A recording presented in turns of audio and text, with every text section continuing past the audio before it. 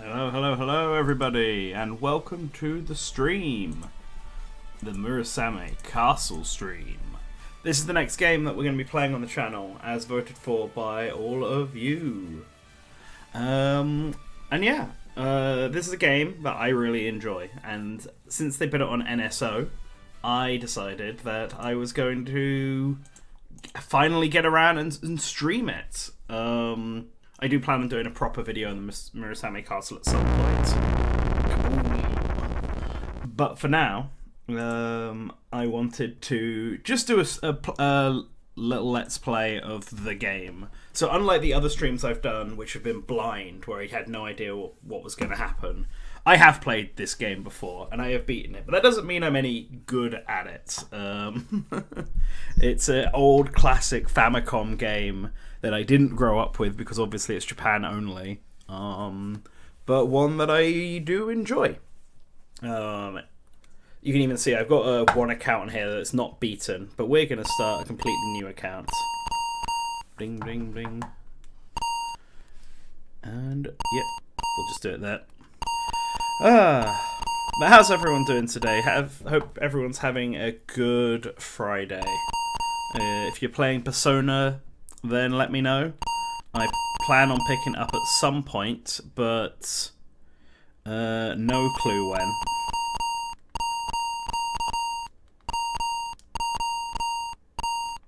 Now I can put a whole bunch of characters in, huh? Almost. I shall make that an X. There we go. That works.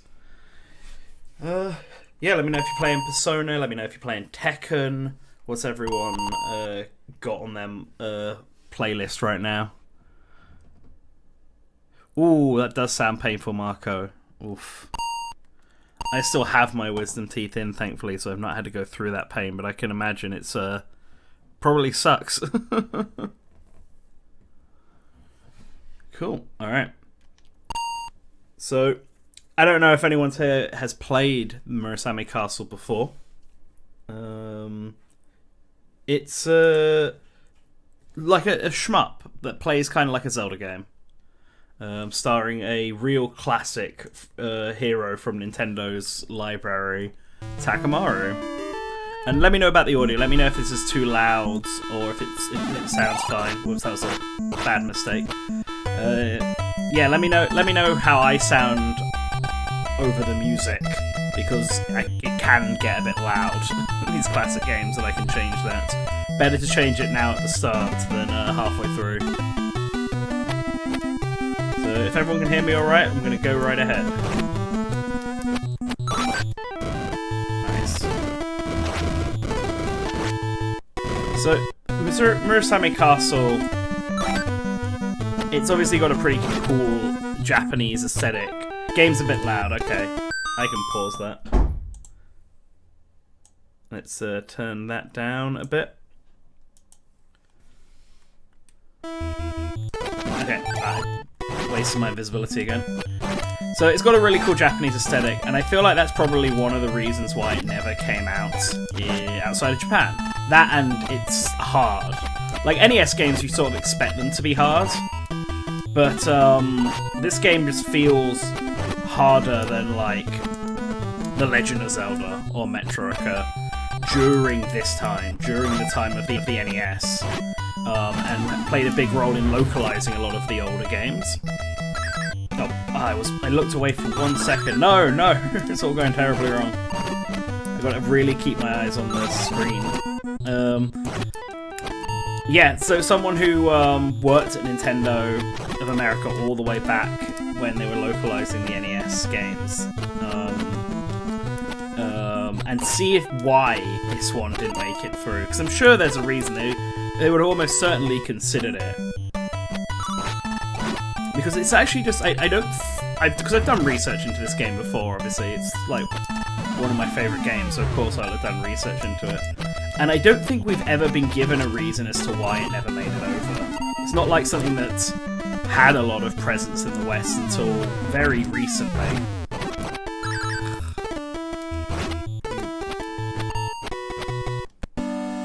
Yeah. Stream died? Stream shouldn't have died. Hold on.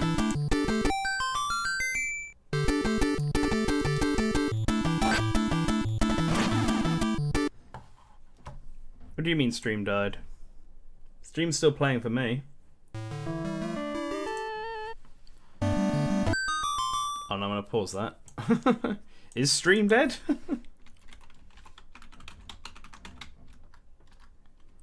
It's playing for me.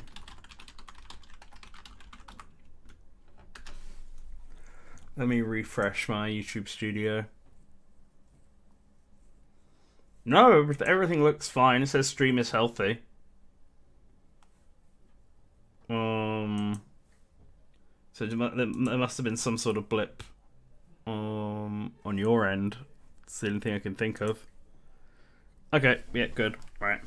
I was going to say, we're early enough where I wouldn't mind restarting. If that was the case. Ah, fine, just go away.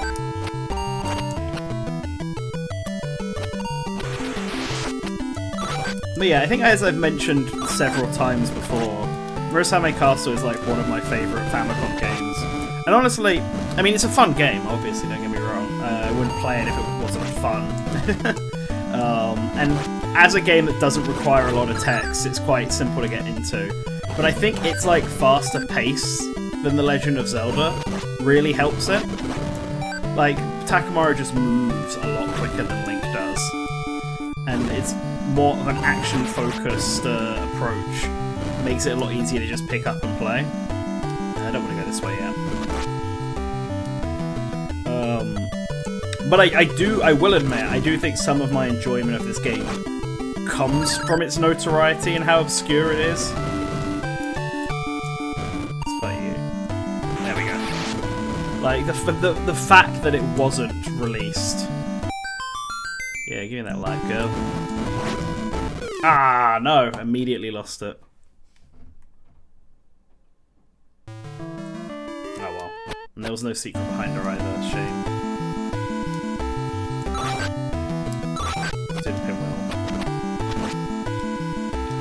But yeah, so the fact that it's like so notorious, maybe not notorious, the fact that it's like one of those games that never made it out of Japan, when it's like not like a visual novel type game, it's not a Famicom Fairy Tales or Famicom Detective Clubs type game, makes it really interesting to me. And you know, it's fun. And then I guess there's also the fact that, unlike Kid Icarus, say, or Metroid and stuff, the very fact that this has never gotten any kind of sequel is also quite interesting in and of itself. Like, because even Kid Icarus, despite how long of a hiatus it took, still at least got a Game Boy game, even if said Game Boy game didn't release in Japan.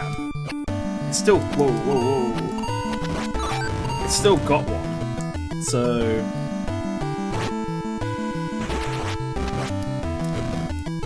and it's not like it's also not like Murasame Castle sold badly either, right? Like, it was one of the early Famicom Disk System games, and I'm pretty sure it sold reasonably well. Like, I mean, it was sold well enough that they made like a whole TV drama out of it. That came on the internet recently, which I would like to watch at some point.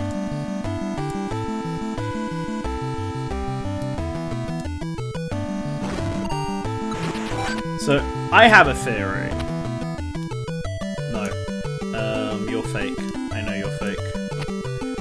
I have a theory that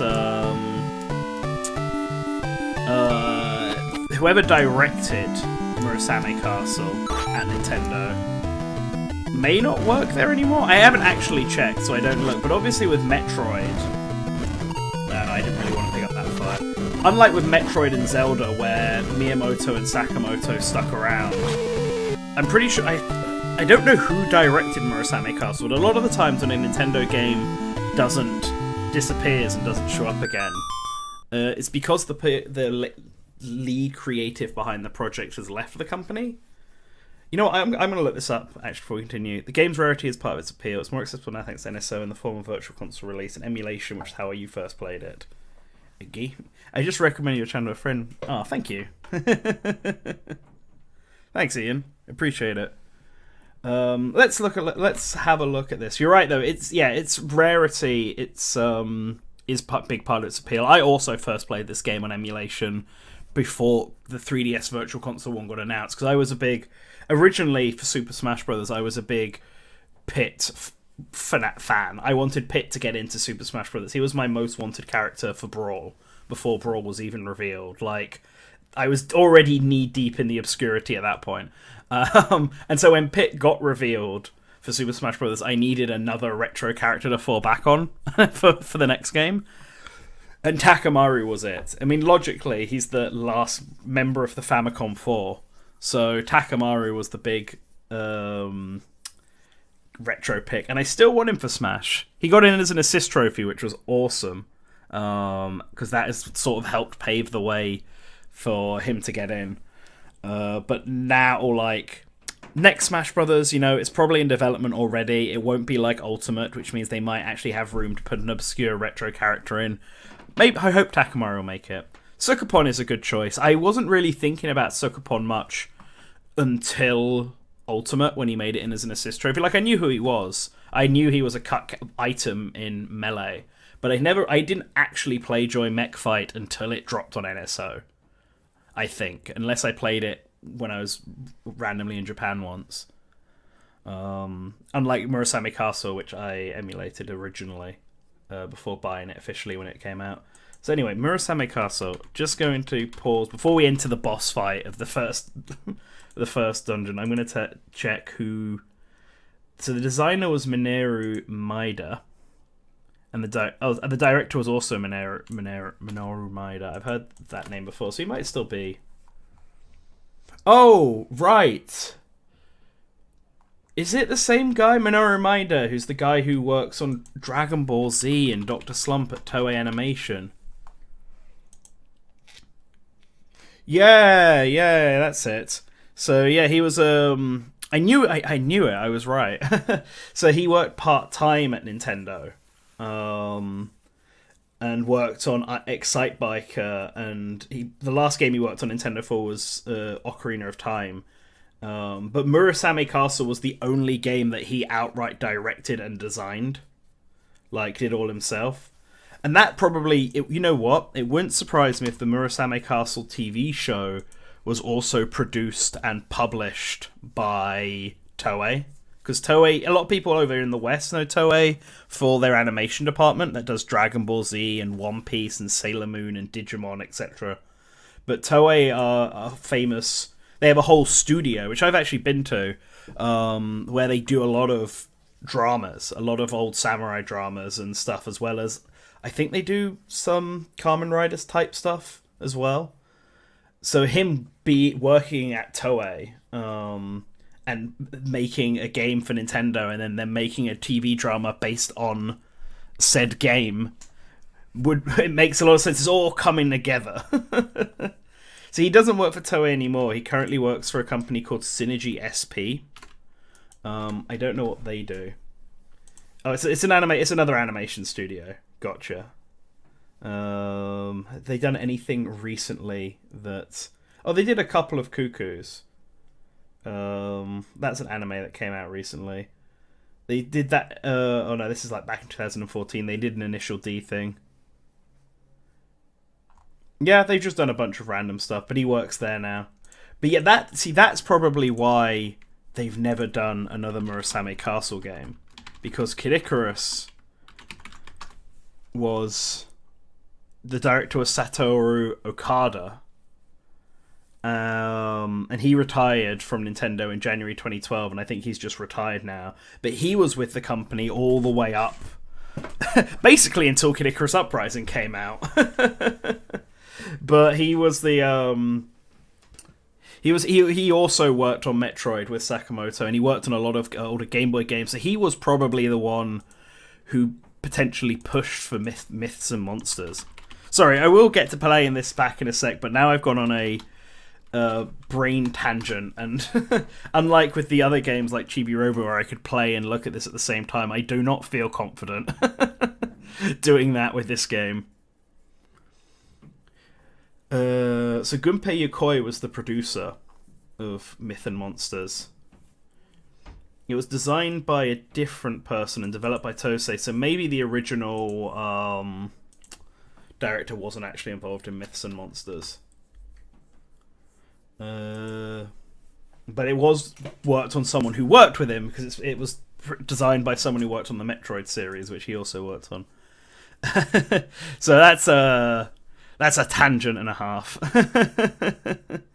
Yeah, exactly. So like, you either need the original devs to be on board. Like, they like to communicate with the original devs on stuff, but like a lot of the games that we see from Nintendo, we see them because the original devs are the ones pushing them. Like Star Fox and Pikmin have survived as long as they have because Miyamoto is there and he's always pushing to have more Star Fox games and more Pikmin games. So those, like, until Miyamoto leaves the company, which I don't think he's ever going to do unless he dies, I think any series he has made, like Star Fox and Pikmin, are safe. It's why I feel confident that Nintendogs could even come back, because it's another one of his projects. Knee-deep in emulation stuff in middle school, so playing this, Joy Mech Fight, Mac Rider, etc. Yeah, I played... I think I got Mac Rider for the first time on the Wii Virtual Console. I think that's when I played it. Being in Europe, I had loads of games that I had to emulate, like Earthbound. So usually I just decide based on what's on Smash. Final Fantasy was another one, because we didn't get them in the West until... The West? We didn't get them, in Europe until Final Fantasy VII? Go away, you.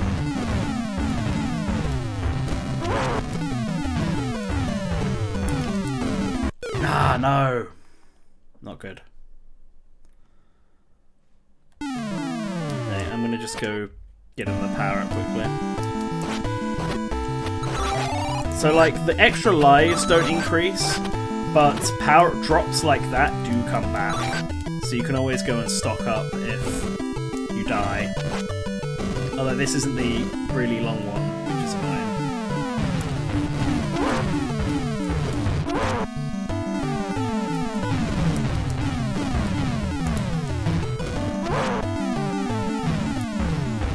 Oh no, I missed. Ah. There we go. The blue orb is ours. The first castle has been defeated.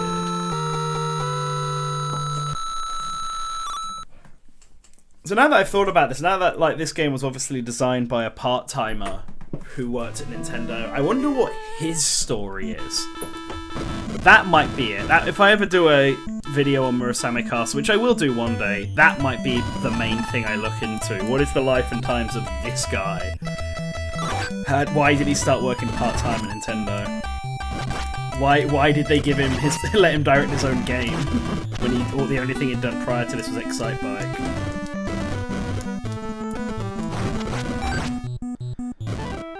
Well, guess what we'll find out.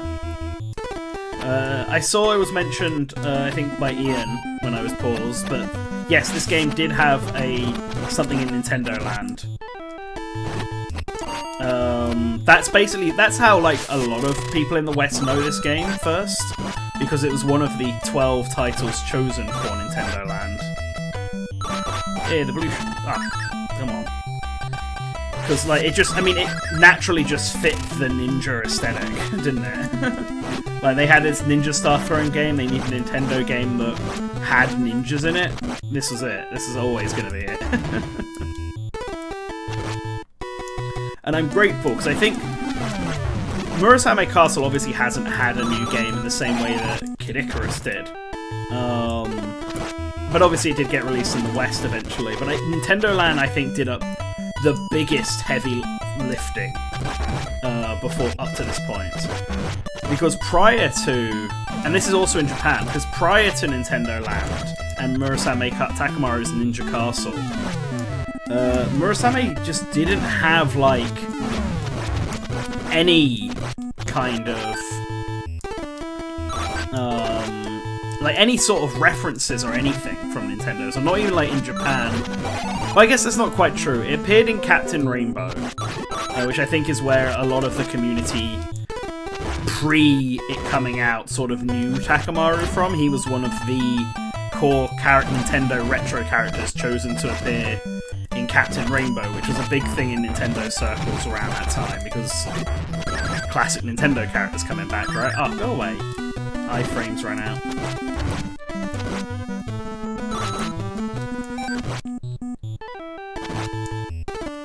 If I remember right, down is where I want to go. Go away.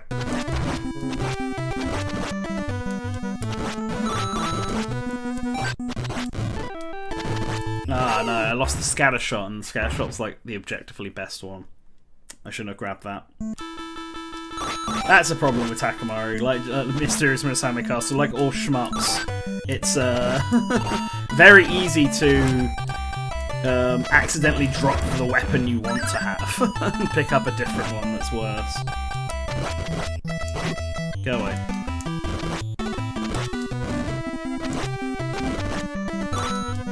Oh, that was the lightning! I didn't grab it! Ah, poo. So I wouldn't say the game inspired that. The way I think Nintendo Land worked, the way I think they approach Nintendo Land. Oh, nice. So, the way I think that they've approached Nintendo Land is that they made the mini-games first. Like, out of ideas that would work on the Wii U. Tech demos and stuff like that.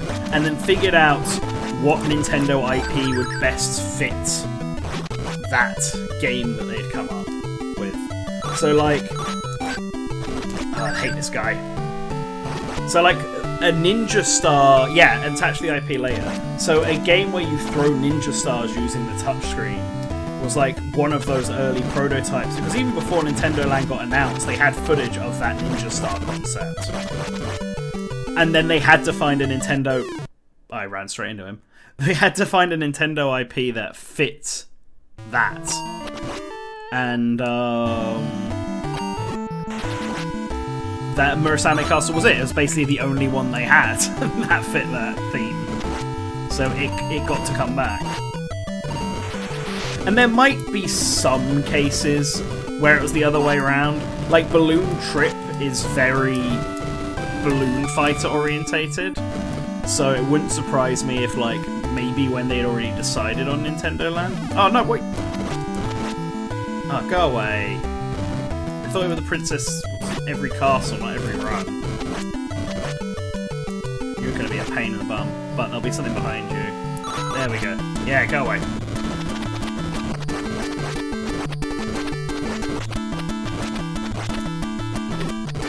Oh my god, he's still not dead. I knew this thing had a lot of health, but jeez.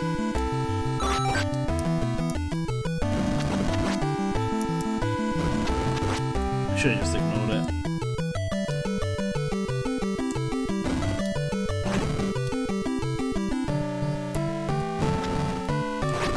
I can't even hang it around down here because this guy will murder me. Yeah, well, I opened the door, it's fine. Now it'll stop chasing me. Oh, invisible ninjas. Oh, it wasn't even the way forward. Ah, come on. I think there's a... Oh, go away. I think there's another treasure box in this room.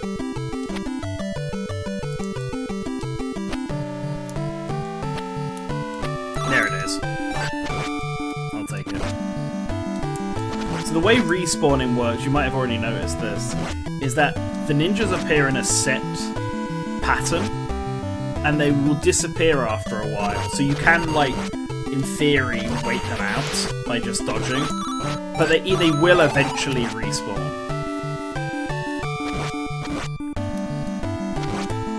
As for here, the best strategy is to have these for this one, and stand on the side and just shoot.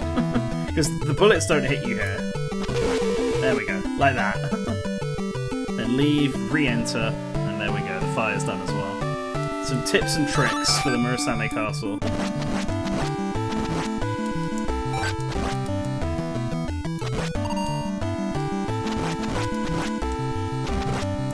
Oh, the flashing ones are super annoying, the suicide ones.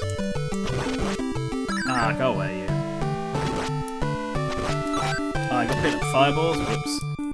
So fireballs, so I'll explain for anyone who doesn't know the different weapon types. So the fireballs are the strongest, but they have the shortest range of the bunch. The pinwheels are the weakest, but they go the furthest. So you know, this gains some, lose some.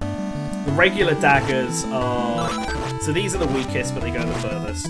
Then the regular daggers are obviously, I think, you know, this might not be the way to the princess. They're just what you have when you don't have anything. And then I think there's one more, I think Ninja Stars. Ninja Stars are like just better versions of the daggers, but they cost ammo. So all these all these gimmicky weapons I'm using all cost ammo. There's the princess. She's not reacting to me, so I think she's fake. That's the thing with the princess. You can tell it's fake depending on if it reacts. The princess will generally react to Takamaru's presence faster than the demon will. So you can kind of feel out if you get a little closer and she doesn't move, then it's almost certainly a demon.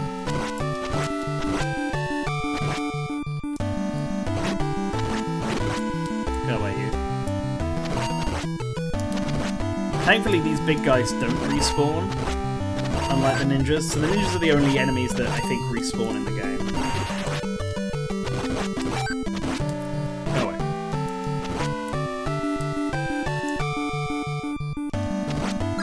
Ah, no, I got hit. Come on. Oh, I got hit again. That's not fair. I shouldn't be getting hit. I'm gonna stand here.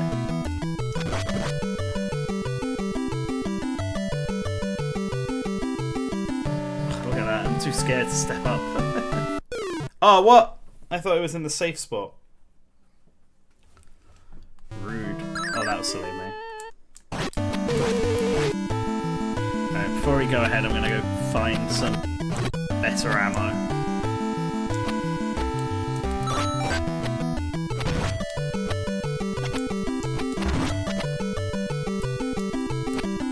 I will pick up the health that drops later. Okay, that'll work.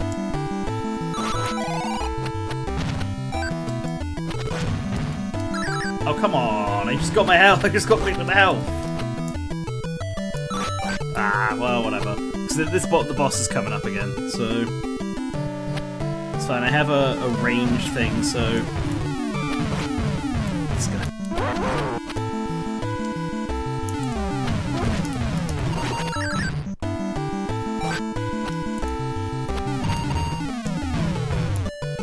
No! Well, that's not good because I had no lives to back me up then.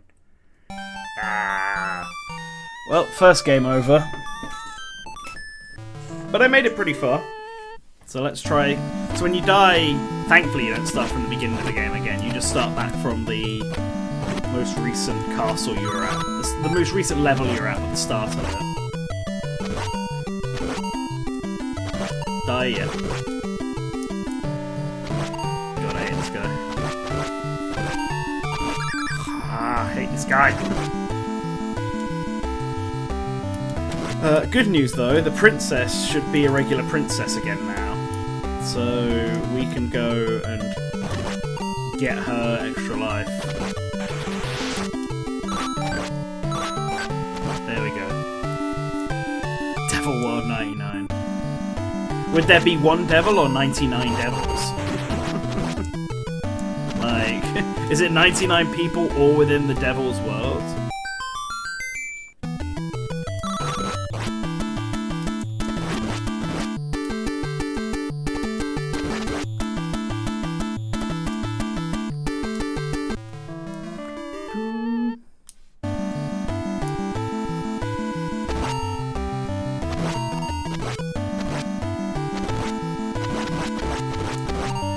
Ah, I got hit.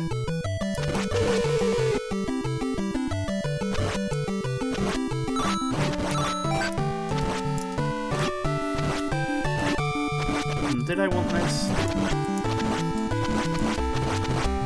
I'm starting to think coming up here might have been a bit pointless unless I take this stuff, so let's do it.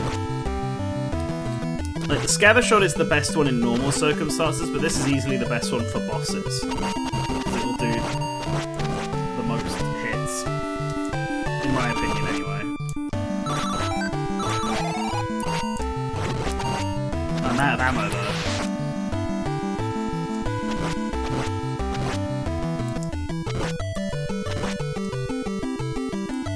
I guess ignore what I said about the sweet spot stuff. I'm starting to think it might be room dependent. Although a lot of the rooms do allow it here, so I wonder why it's programmed like that. Obscure Nintendo games to fit the 99 shot. Excitebike 99, I guess. That could easily be one.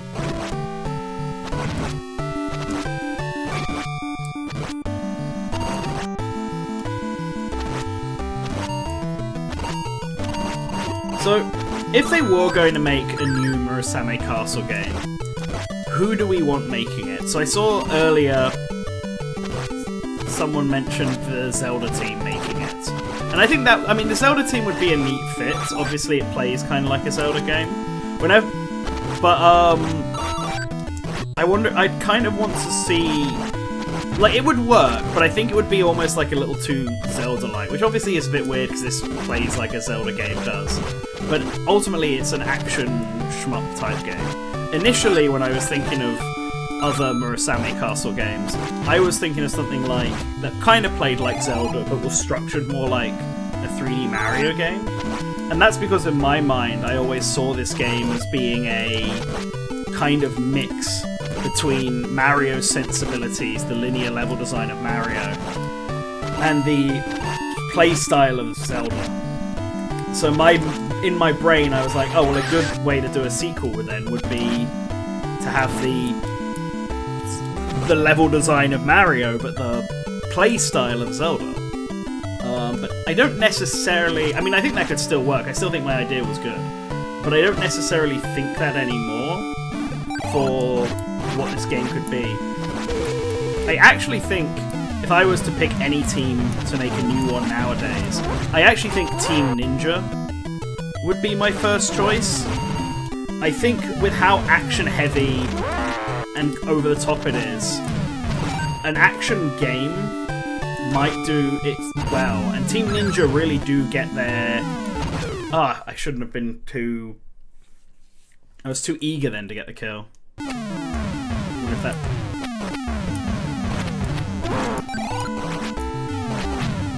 Oh, you bum.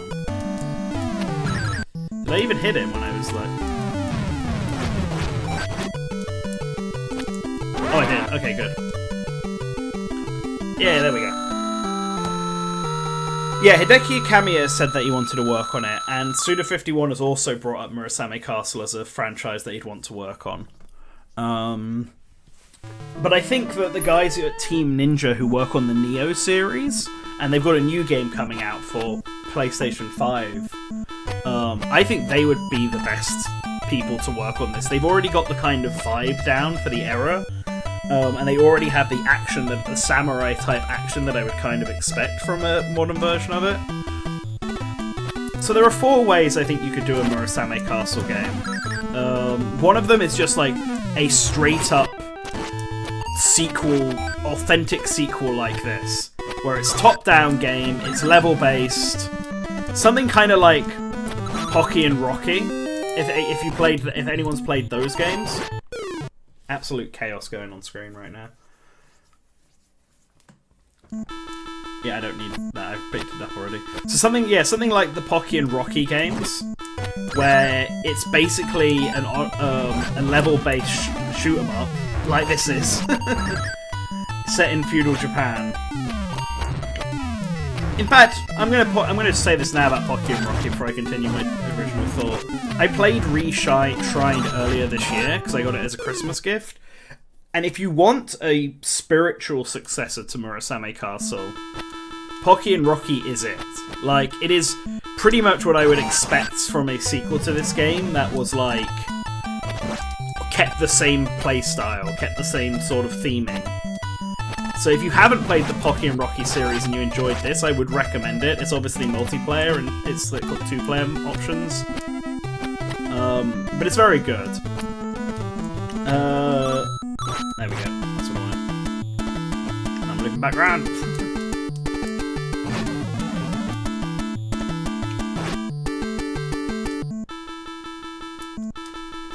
Oh, that was a fun diversion. Ah, you out, floor man.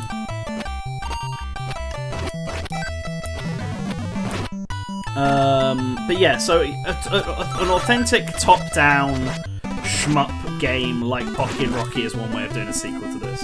Another way of doing it is the one I mentioned before, where it's a combination of Mario and Zelda, where you have the classic 3D Zelda-style combat, which is already based on samurai dramas, where you have the samurai in the middle surrounded by like all of his enemies, and they all take one turn and stuff to fight. But you structure it more like a 3D Mario game with a hub world and individual levels that Takamaru has to travel through to get to the end.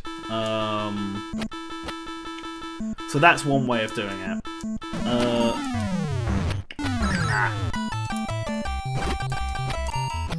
Another way is the Platinum Games Suda51 way of just being an incredibly bombastic character action game. Something like something like Bayonetta, Devil May Cry, No More Heroes, like really over the top cheesy, set in feudal Japan, or even maybe set it in the modern day if you want, like ancient samurai, modern day Murasame Castle. It just has to be like very heavy on the swordplay. And I think it's weird to say because obviously looking at it right now, the main weapon Takamaru uses are his knives, his kunai, fireballs. You don't really use, despite being a samurai, most of the attacks in this game are ninja attacks, ninja throwing weapons. But I think a fun sort of Murasame Castle sequel would play more into the swordplay, unless you were to do it like Pocky and Rocky, of course, because I think that would help make it stand out a lot. Ah, I ran straight into that. Oh man, I'm really doing badly in this stage. Embarrassing myself.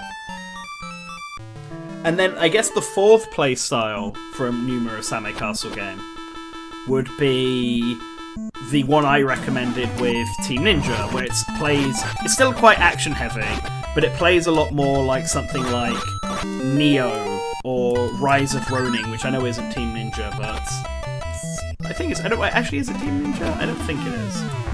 Unless it is. Unless that's the Sony one I'm thinking of, actually. Maybe it is Rise of Ronin. So, like, something like that. But not as realistic. I do think that what can help make Murasame Castle stand out from all these other type of samurai games we've been getting recently, just not on Nintendo systems, is its art style. This is where the Hideki Kamiya, if he was still working at Platinum Games, or maybe, you know, whatever studio he decides to do next, this is where I think he would shine the best, because I think, like, an ideal art style... Ah, he landed on me. An ideal art style for Murasame Castle would be something like Okami. Like a very classic, stylized, CG, Japan-looking... game set in the whatever era this game is set in. I was going to say the Edo era, but I don't think that's quite right. I think it's set just after that.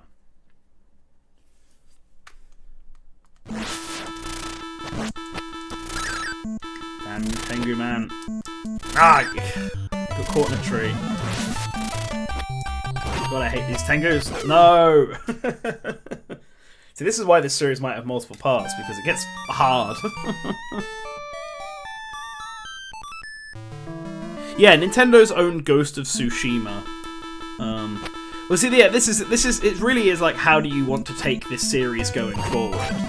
Do you do the Mario thing, the 2D Mario thing, where you keep Takamaru and the game and all that, and keep it as authentic to the original experience as possible, just with better hardware, better graphics, a few more design sensibilities? Or do you do the thing that Mario and Zelda got when they made the jump into 3D?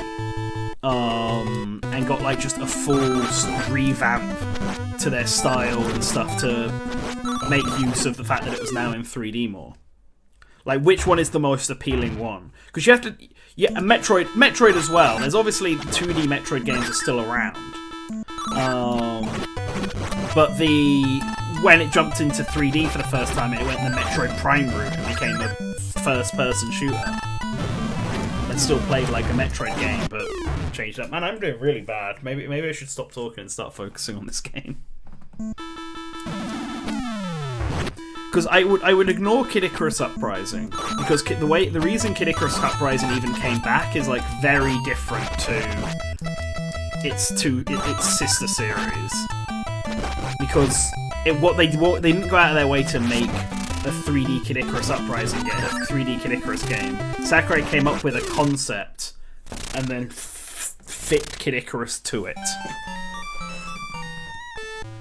Which is a very different approach to how both Metroid, Zelda, and Mario will enter 3D. Whereas in Mario and Zelda, they purposely went out of their way to say, how can we take these series into the third dimension? And with Metroid, it was a bit more like Kid Icarus. They had a concept already, and they decided to put Metroid on it.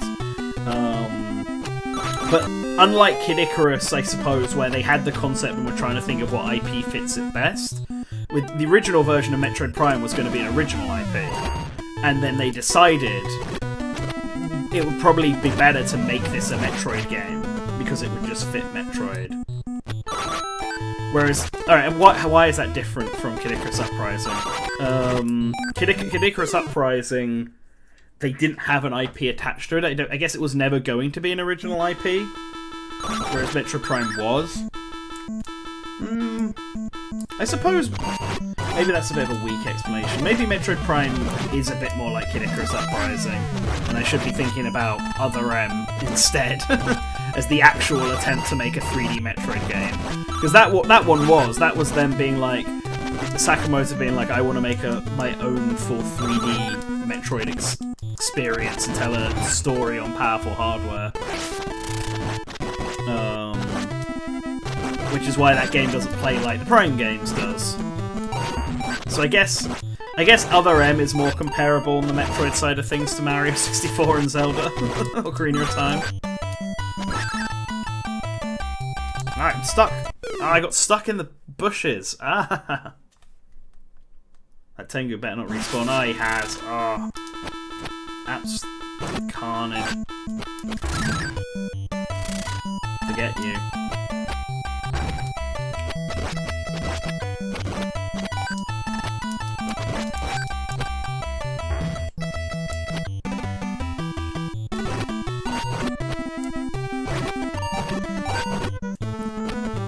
I need the water shoes. I didn't kill him. No. No! I should be using this lightning. But I want to save the lightning for the boss. I'm gonna try this again. Oh, come on. That's not fair.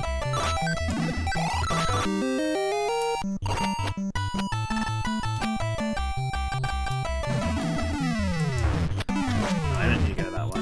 Go this way.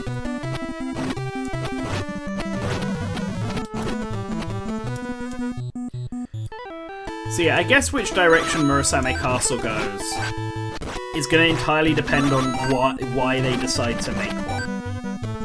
Will some studio come to Nintendo and pitch a a Murasame Castle game specifically to make one? Will Nintendo go to a studio and say, we want to make a Murasame Castle game, will you, and we think you're a good fit, will you make it for us? Or will some studio have a different game and pitch it to Nintendo, and then Nintendo will be like, hey, this could work as a Murasame Castle game? Because my only hesitancy towards that last one is that we got Sakura Samurai on the 3DS. And while that game doesn't play like Murasame Castle, it absolutely has the visual style and sensibility that I would expect from Murasame Castle. Yet obviously it gets to be its own thing and gave Nintendo another blue-haired samurai character to add to their repertoire. It's so similar to the point that I've looked at articles that came out. Oh, come on! I looked at like news reports and stuff for when Sakura Samurai was first announced, when it was only in Japan, and people were and reports were calling it New Murasame Castle game because it looked that much like what people were expecting it to be. And I do have a bit of a contact at 18. Is it 18? No, it's not 18 who made Sakura Samurai. I do have a contact at the studio that made Sakura Samurai, whose name is now escaping my mind. So I wonder if maybe because I'm going to Japan later this year, maybe if I reach out to them, maybe I'll just ask them, you know, if I'm using this. Maybe I'll just straight up be like, so were there any thoughts about making Sakura Samurai into Murasame Castle? Did it ever come up in conversations with Nintendo? Anything like that? And see what they say. Because I do know about Sakura Samurai that they were originally making Nintendoji. That was the game they were working with Nintendo for. But they were making it so close to the launch of the 3DS that Nintendo asked them to put it on pause. Or did Nintendo ask it, or did they decide it? They might have decided, actually, it would be better business-wise for us to pause Nintendoji and make a new game for the 3DS instead. And that was Sakura Samurai.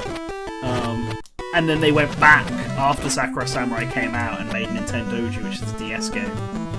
And they share a lot of the same assets because they were basically made at the same time.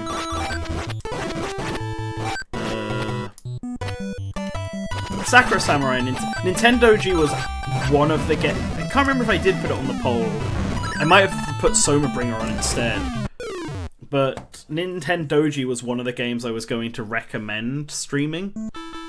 Super interesting one. And there's a channel whose name is escaping me. I know the guy's called Wonder. I think it's like One Button or One Plus Games.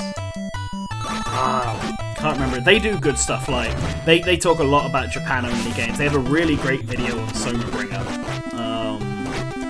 But they lent me footage for Nintendoji, and you know what? I'm gonna pause and give myself a little breather for a sec and check what channel this is called, because I would recommend it to people. And I can do that. I just remembered I can pause. One Controller Port. That's it. The channel's called One Controller Port. And they do a lot of fun Japan-only get titles.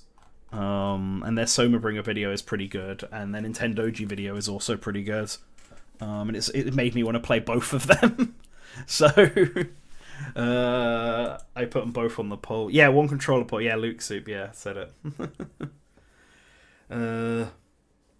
It's a good one though. It's a good channel. I would recommend it.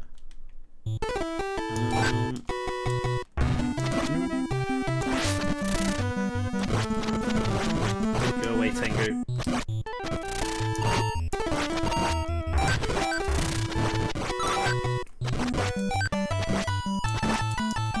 So on the topic of like other things they could do with Murasame Castle, I've always thought that the Tengus would make like really good new antagonists. Because obviously in this original game, you got ninjas, samurais, and stuff, but the main antagonist, are aliens. Spoiler warning. Spoilers, I guess. But I was thinking like, oh, how would you set a new Murasame Castle game? Would you call it like just Mysterious Murasame Castle again because it's been so long? Would you call it something like the new Murasame Castle? Or would you call it something completely different, like the Mysterious Murasame Mountain? That was for a while like the one I was thinking of in my mind, the Murasame Mountain. And I had based the concept on a mountain in Tokyo that's well known for having tengus and stuff. And I thought tengus are like such a well-known yokai that like I think they could easily get the upgrade from just regular mob enemy to main antagonists of the game later on if they wanted to do it, because the bosses in this game are just all daimyos from the various castles that Murasame has taken as like mind control. But leaning more into the yokai aspect could be a good idea, because yeah, actually thinking about this now, like comparing it to Pocky and Rocky, right, which is all shrine maidens and yokais and stuff like that, there aren't actually that many yokais in this game.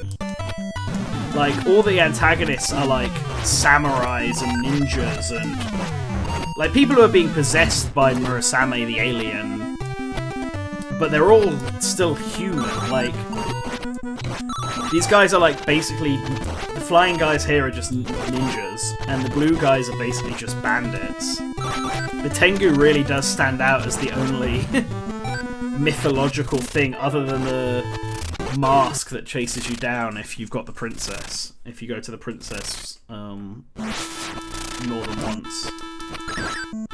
Ah, you bumhole. You bumhole. I'm gonna... Ah! Now we got to the hard part.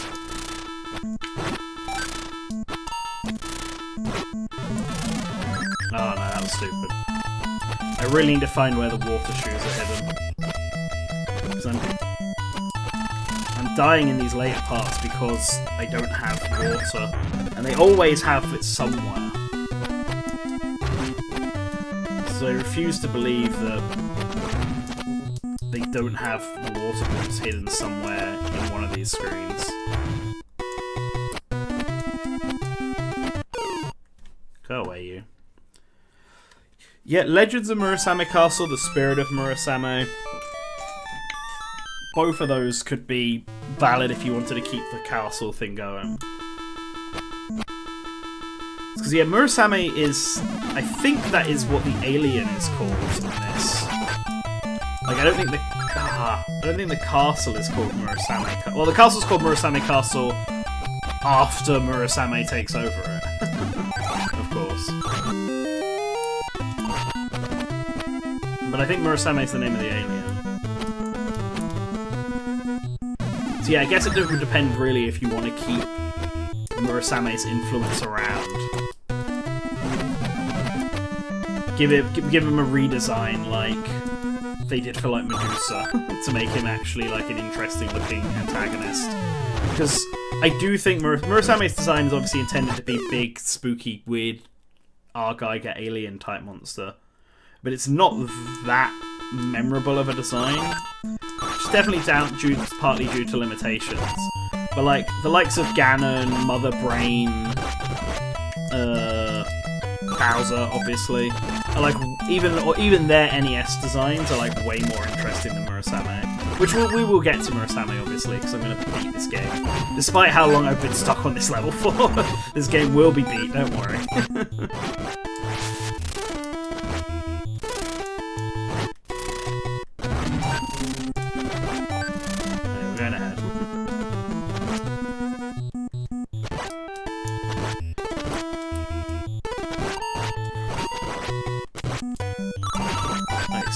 Not the shoes I wanted, though.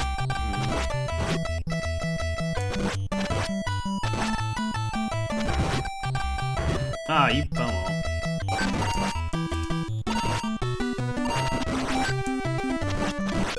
I can't reflect fire. They shouldn't be allowed to have fire. That seems cheating.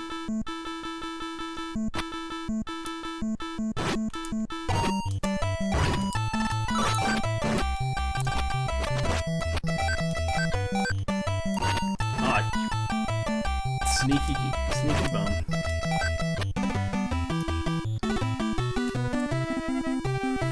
I mean, yeah, you're right though.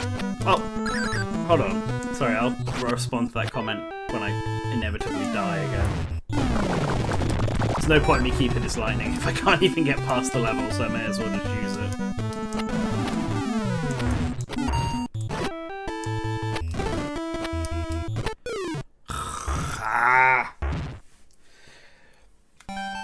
Get the alien stuff, just have it stand out in its own verse of the sound. Awesome. So. I mean, I think Legend of Zelda's slightly different because the Legend of Zelda is, at least in the early games, like the initial driving plot. Like, remember, the first game isn't called The Legend of Zelda either. It's called, or at least in Japan, it's called Hyrule Fantasy. And The Legend of Zelda got adopted because that's what they decided to call it over in the West. But The Legend of Zelda is like the central... is the, like, backing of Zelda 2. And then A Link to the Past was originally envisioned as being the actual Legend of Zelda, and you get to play The Legend of Zelda. So realistically, it's Link's Awakening is the first time that they decided we're just going to call The Legend of Zelda, we're going to call it this because it's the series name, rather than because it has anything to do with the plot. And at that point, Zelda had been franchised, so they weren't going to change the name anymore. Whereas Murasame Castle's obviously new. I do think, though, Murasame is the part of the name that everyone remembers, so that probably is the part you'd want to keep. I guess it comes down to whether or not, yeah, you do you keep Murasame. I feel like you'd have to. I feel like if you want to call it Murasame Castle and you're bringing this series back after a long hiatus, you just have to include Murasame to explain to new audiences why it's even called that in the first place. So aliens it is. I guess the aliens get to stick around. Good for them.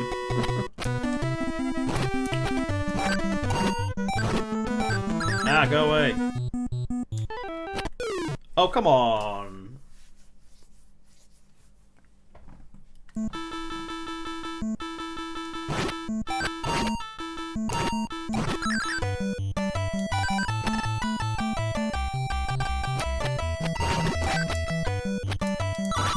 Okay, that's not what I was expecting, but you know, I'll take it.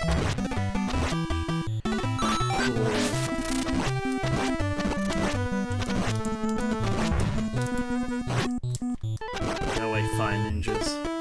Oh, there's nothing here. This will be where the water boots are, aren't they? Yeah, there we go. I knew they were going to be around somewhere, so this is the path to take. Get out, I'll deal with you. I don't feel like it. Oh, nice, and it's faster shoes, let's go.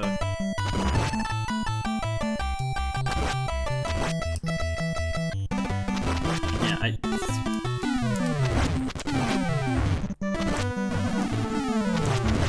Ah, no! Well, at least we know now. We've learnt. We know where to go for the water shoes. It's Ryoko Samijo. This is something I also haven't looked into. I wonder if the castles here in Murasame Castle, like all these places I'm going to now, I wonder if they're all real castles that exist in Japan and are still around, or if they've been made up for this game. It's meant to be like 4 castles surrounding Murasame Castle, which is in the center, which, you know, is like one of those video gamey things that probably doesn't exist like that in that format, but you never know. There's a chance that it's based on a actual military formation of castles. Stuck.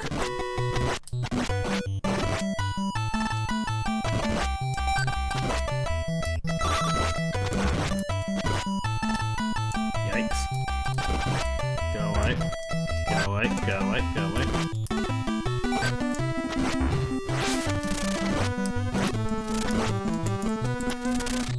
Actually, just... You know what, yeah, I will. I'm not even going to mess around with this one.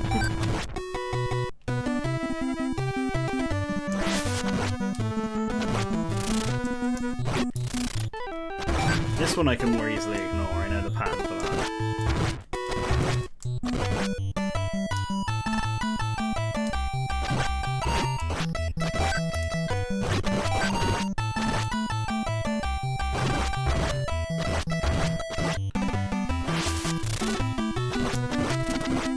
Ah, I didn't make it, didn't run away in time.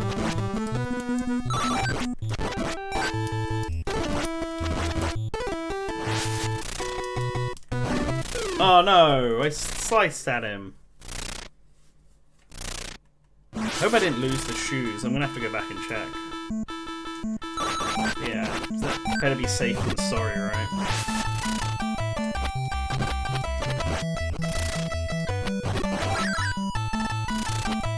I hate these guys. I hate these guys. Go away.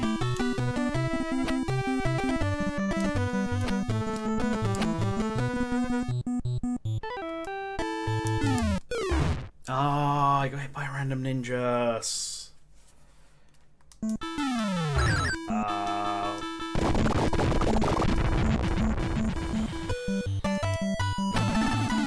why did I run away then?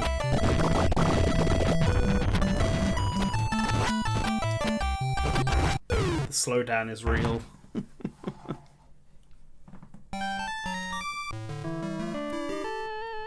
And I'm really getting tripped up in Greenland over here.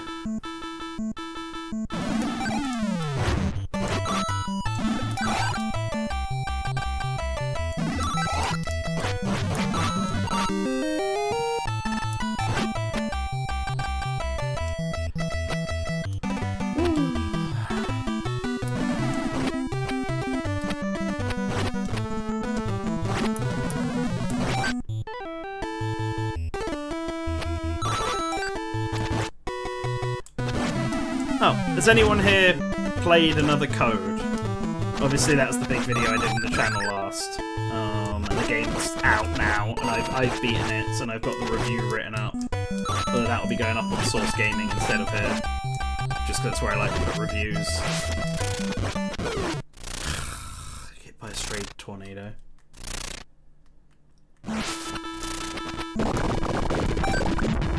I'll deal with you. Yeah, has anyone played the Another Code games? I enjoyed them.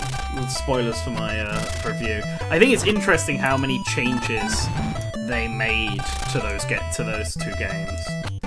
Like, and not just the obvious like gameplay changes, like these actual story changes and structural changes, which is kind of wild.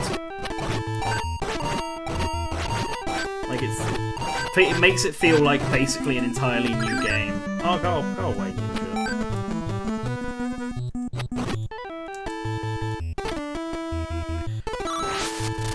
And I hope the games do well, because I would like to see a Hotel Dusk set of games come next from them.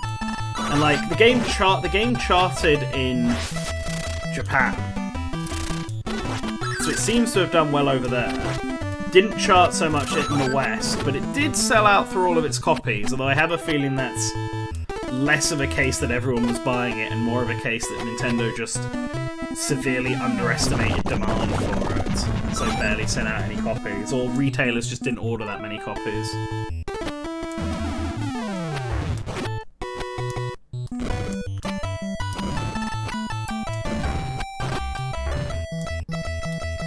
Oh, you poo head. You go away. Hey! There we go. Can't believe I made it to that screen so many times. I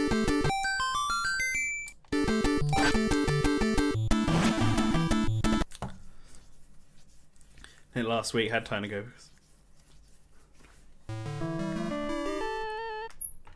You don't like the graphics in Hotel in Another Code? Interesting. How come?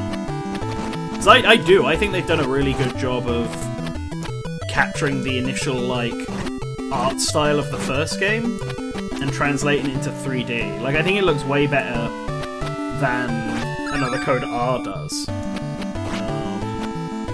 Hotel Dusk is definitely a much Hotel Dusk is definitely a harder game to do in 3D because it has such a unique art style. But I think they're aware of that. I don't think they would lose the way it looks. They would absolutely work the texturing around that.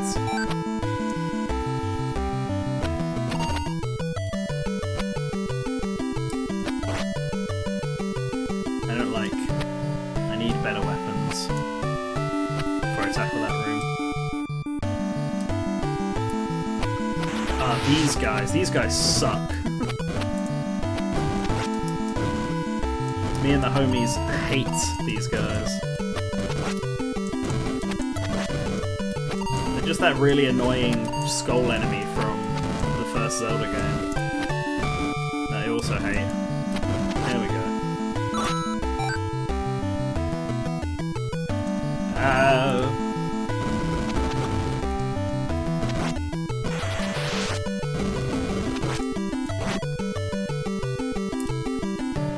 Oh, come on!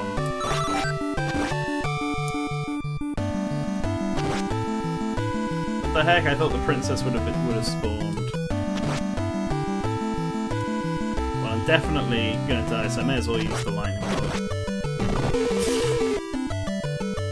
Carried it all. Oh, this is a dead end as well. So I'm like, as probably figure out, I'm like less familiar with. I'm much less familiar with these castles from here on out than I am with the first two.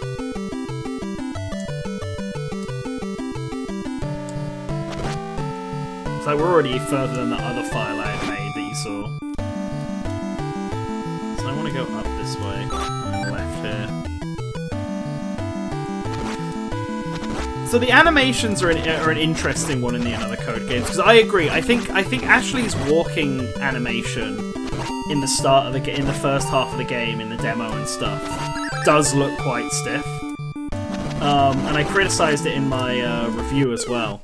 But funnily enough, I think that's the only animation in the game that doesn't look quite right, and it's annoying because it's a main animation that you see quite a lot. It's a walk cycle. But because like when she's like walking but nervous, like when you're crossing the bridge in the demo and stuff, she actually looks like it is actually quite good. And there's a lot of like what is quite unique in Another Code is that there's a lot of like really bespoke animation for like scenes that you would probably only see like once. Like, they made a lot of custom animations that only show up in one moment during interactions, especially in the latter half, rather than, like, games like, let's say, Fire Emblem, where they have the static animation and... Oh, I knew that was a thing, why did I bother? So, like, static animations where, in Fire Emblem, where they're claiming that they're doing something, like drinking coffee or tea or something, and they're very clearly not in their animation, and the player has to use their imagination to fill in the blanks. Whereas Another Code doesn't have that. If Ashley's like saying she's going to do something, then like they will actually animate her doing it and holding the object and stuff like that. The only exception to this rule, and this is a very strange one, is that Ashley's in the second half of the game claims that it's like she's got a pouch that she keeps the DAS in, which she does in the first half of the game, but she doesn't have that in the second half of the game, but she says she does, and she still does the animations if she does. And that feels like an oversight on the design, in my opinion. Ugh, I hate these guys. And I'm all out of... Why did I just stand here like a muck?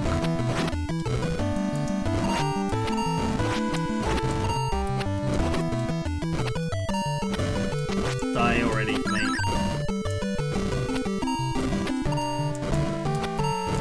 I'm not getting the timing on this, it's all down.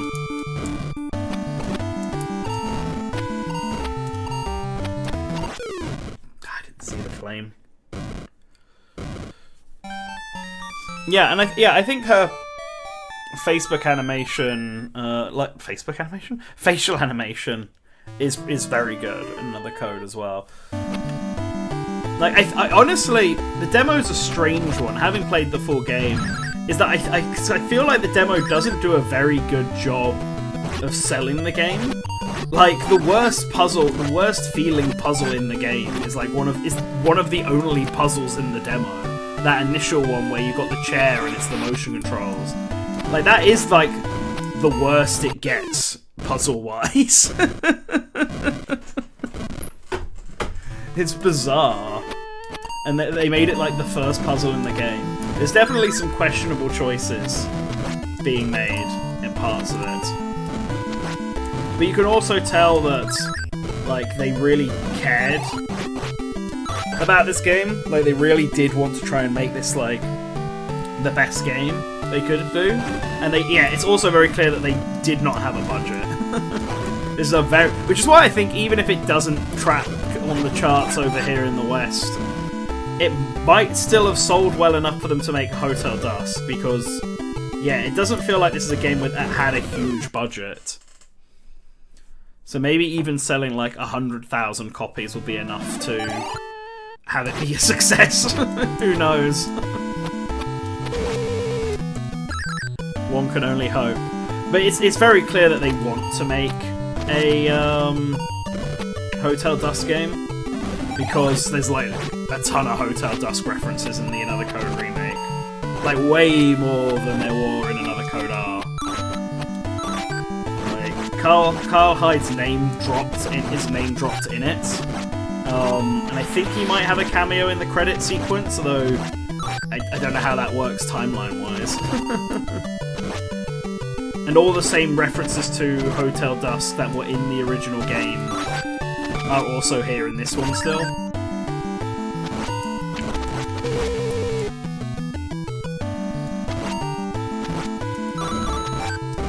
So yeah, they definitely want to make a new Hotel Dusk game.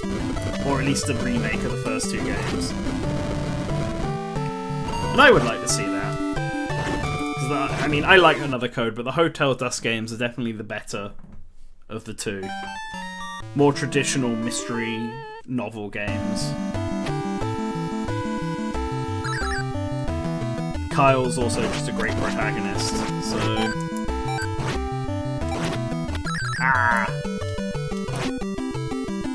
Although I do like Ashley. Don't make that sound like I don't like Ashley, because I do. Like, I like the Famicom Detective Club games, but if I was going to recommend, a Nintendo mystery adventure novel, then the Another Code games are like very clearly the superior option. Like, as much as I like Famicom Detective Club, it feels still a bit archaic. Design-wise, which Another Code doesn't. They really modernized Another Code. There's a room here with nothing in it. I don't believe this. There's got to be something in here.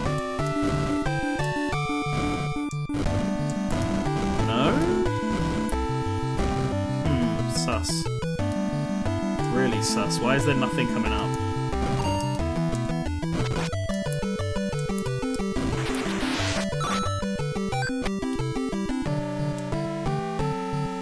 Okay, you are real. Holy shit, holy shit.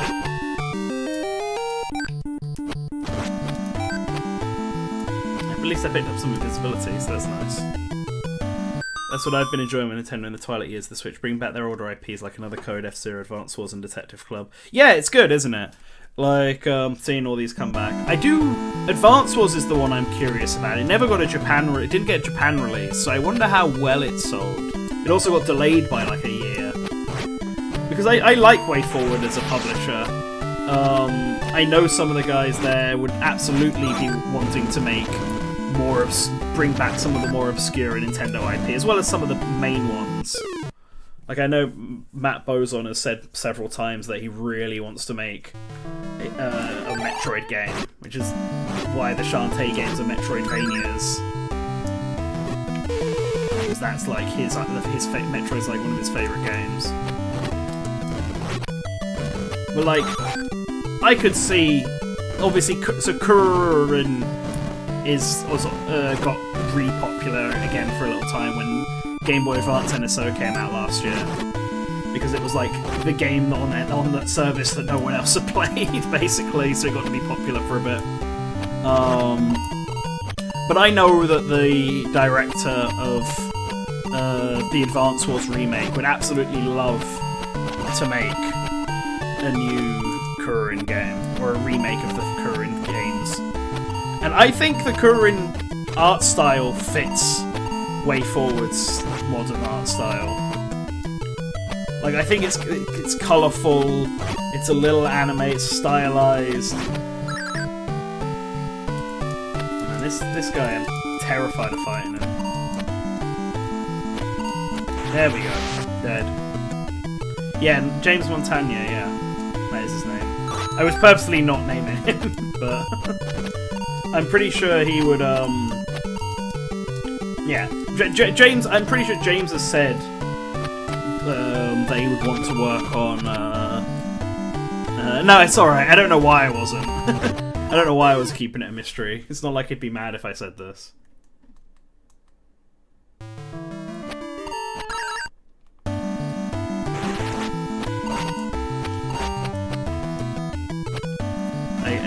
It's just one of those.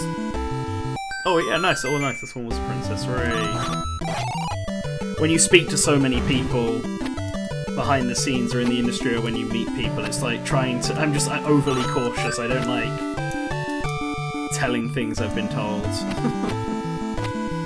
But I sometimes forget what people have said openly and what they haven't.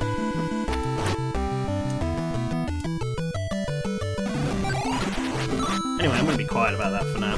Point is, I want more. I want to see more older Nintendo IPs come back as well. And Nintendo's done a good job recently. I think the recent reports as well about them expanding their studios. You know, they're building that new studio in Kyoto next to their current one, so that they can house more devs. And I've also heard that they've been talking to a lot more developers. Like they've been having a lot more personal meetings with developers and stuff, and I feel like there's an attempt being made there to have more of their first-party library get made. Oh man, that was a terrible attempt in that room. We just immediately got murdered.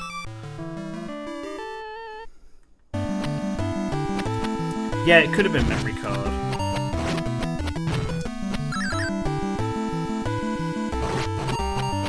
I mean, Kururin is, like, absolutely James's jam for a game. It's, like, right up his alley.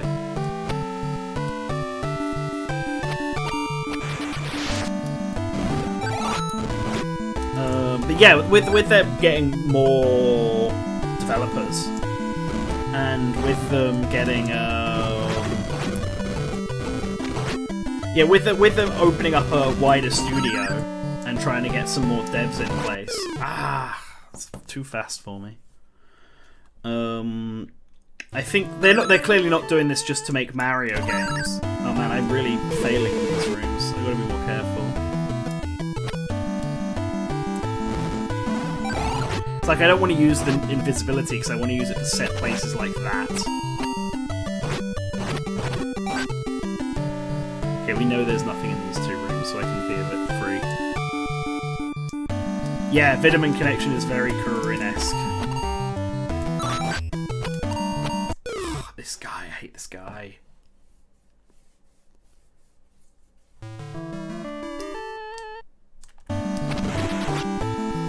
Death to you.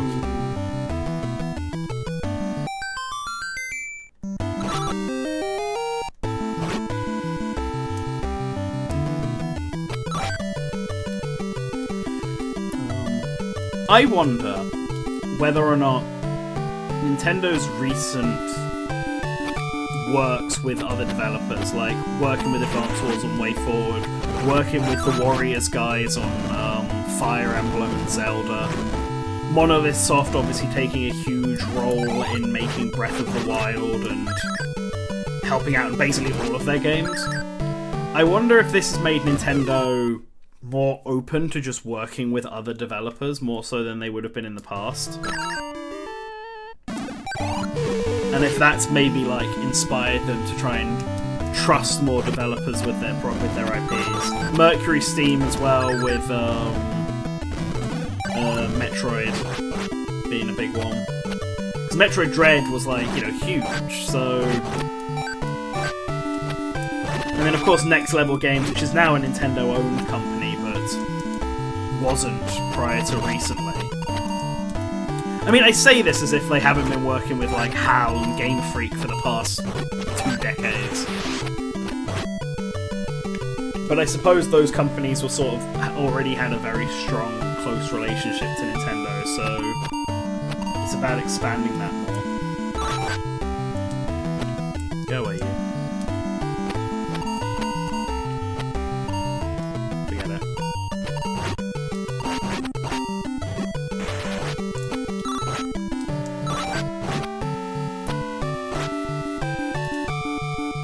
Oh, you cheeky bugger. Thought for sure that one was normal. I've been bamboozled. Okay, anyway. Let's keep going.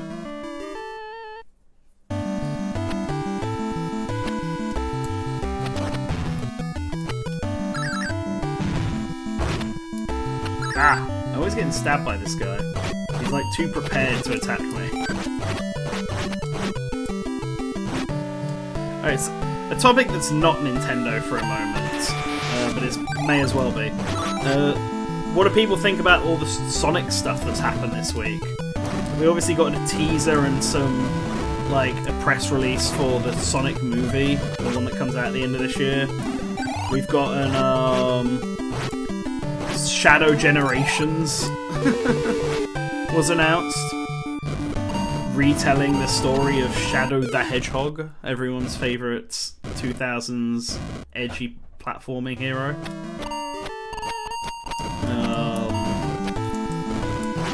There's rumours of more Sonic stuff on the way. Like, I'm actually, like, genuinely hyped.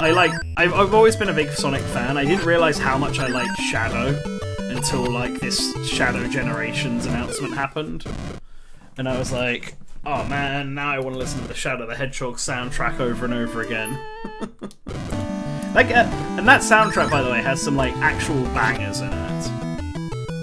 Like, whenever I think of the Shadow the Hedgehog soundtrack, I only ever think of the really cheesy rock and country music that vocal songs that game has for some reason. But actually listening to the whole thing, there are some really good songs in that. I kept a note of some of them because they're like good, like, video music, if that makes sense. Like, one of the things I think that I struggle a bit with is music. And I want to try and improve the sort of music I use in videos. Because right now I just tend to get music that's relevant to whatever game I'm talking about, and try and pick the best one from that OST. But I would be more keen to pick just a playlist of good vibe music that I think would work, and like, no matter what game it's from, just pick something that fits tonally with what I'm talking about, use music and sound effects a bit more. I'm just not very musically inclined person. I really gotta stop picking up this fireball. I do it every time, there's like no space for it really. Go away. I'm just gonna ignore you.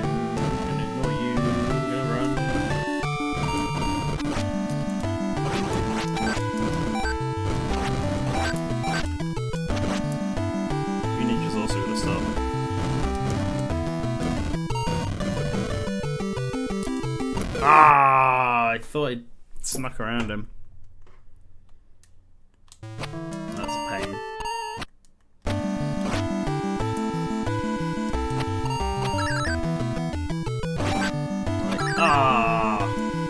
Real shmup hours going on with this guy.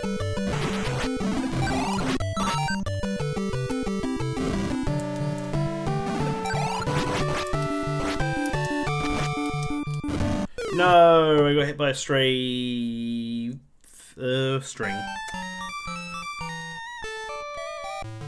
Man, the third world is tough. I mean, in real life and in this game.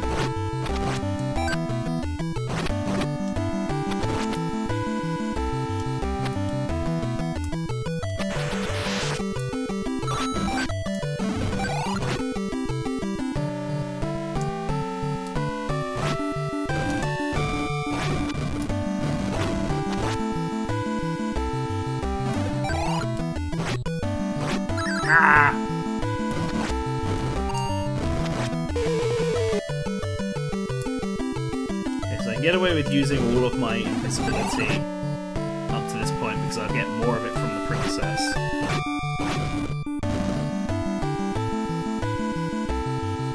Yeah, the Famicom Fairy Tail games are ones I would also like to see get remade.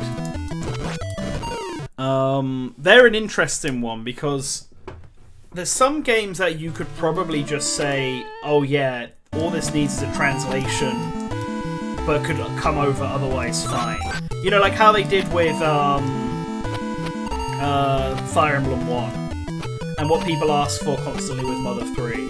Like, just translating an old game rather than remaking it. Although, funnily enough, I think Mother 3's only chance of coming over to the West is going to be if they, like, just straight up remake that game. Because I think the issues that with it aren't translation issues, but more like music and OST issues.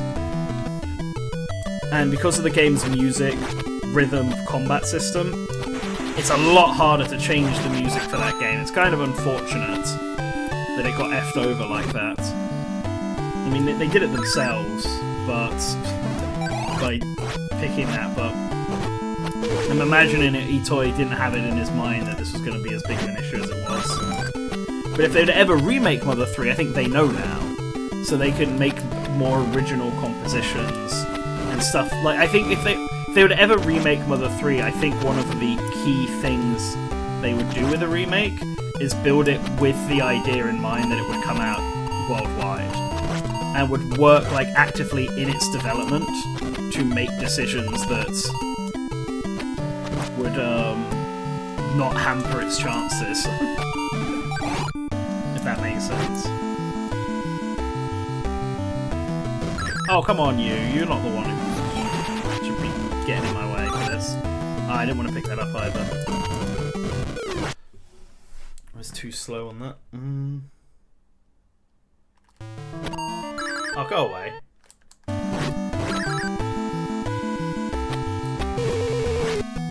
Okay, before we go anywhere, I'm just going to grab this. Boss time.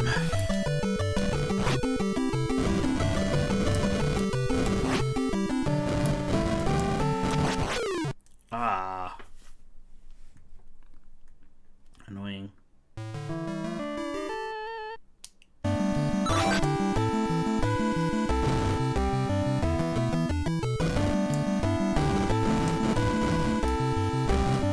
Find out which one's the right one. Pain in the ass. I'm getting it wrong every time. Not helpful. Nice. Ah, no. Goofed up.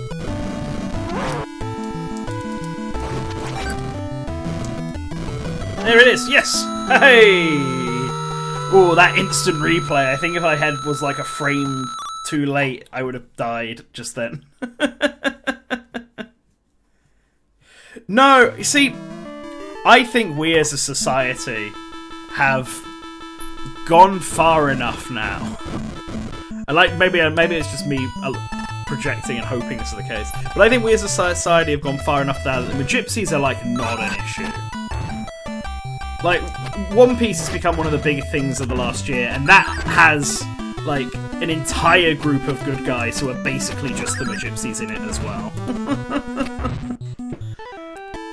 Like, I don't think they're as much of an issue as people claim them to be. Maybe back when Mother 3 was, like, originally out, but not nowadays. I think the music is the biggest hurdle. That, and there's always little censorship things you can do. I mean, the original Earthbound changed, like, a whole bunch of graphics when they localized the game to have things that fit better with American sensibilities. And even, like, wanted to go as far as, like, changing weapons and stuff. Like, they didn't want Paula's weapon to be a frying pan and wanted to change it to something else. But it was vetoed by Itoi. So, like, the Gypsies, like, I think they're fine. But the music is a problem because of how it's, like, actively implemented in the game's mechanics. Which means you can't just have a Western soundtrack like you might do with some other games. Ah, got stabbed by a ninja star in the butt. So that's a game that I think if it was to ever come, it would need an actual remake to come out in the West. Whereas Famicom Fairy Tales, I mean, this is what started this conversation, is the exact same thing, because the way that game is structured requires dialogue to be written in the very traditional Japanese way of from the top down. Which just is, like, impossible in English. Like, I'm pretty confident the reason we've never even had a fan translation of Shin Onigashima, despite it kind of having a strong presence in the Nintendo the big Nintendo community, is because that game is, like, really difficult to structurally make work in English. There's a Boku no Natsu Yasumi is a series, also a Japan-only series, that's recently had a fan translation come out, I think. I tried playing the Japanese version 2022. And it's fun. It's like a cool, vibey genre of summer holiday games. But that game also has the dialogue come down, like in Shin Onigashima. And the fan translators had to, like, actively reprogram the game to have dialogue come the more natural, horizontal way that we would read it, not the vertical way that it was in the original game. I just got bum rushed then. And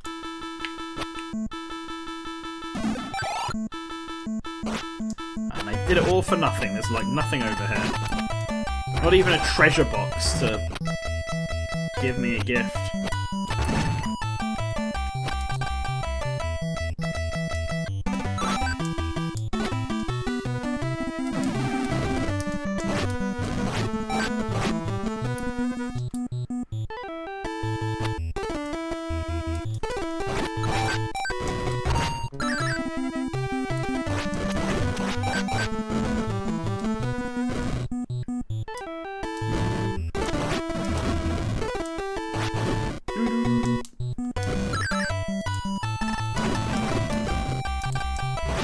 I should turn invisible then.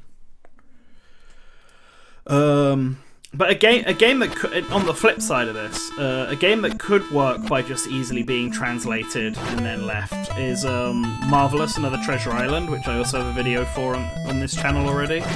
Like, that's a game that I think, obviously a remake could help. I actually think a remake on the DS would have been, like, that would have been the prime time to do it, because the touchscreen would have really helped that work with that game. But oh well.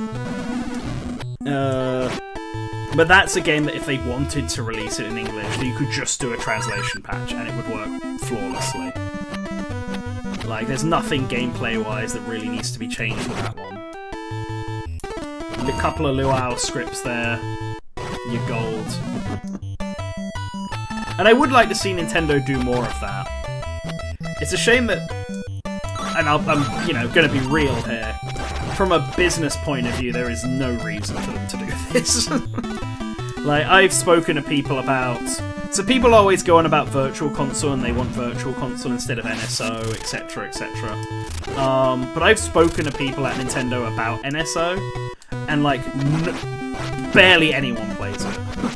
Like, in the grand scheme of things, with the amount of Switch owners there are, like, there's like 2% of Switch owners actually take advantage of the games on NSO and play them. But like, a good 80 to 90% of... Well, maybe that's too much. Let's say 70% of Switch owners have NSO.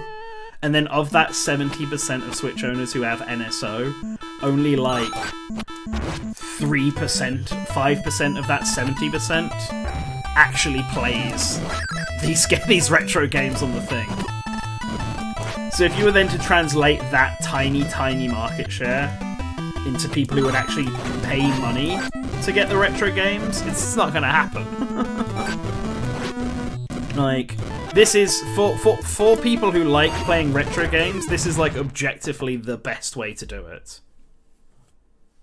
Yeah, exactly. You've been playing NSO and playing through loads and playing a whole bunch of games, hopefully trying new stuff. Like, that's the thing people who complain about NSO don't seem to get.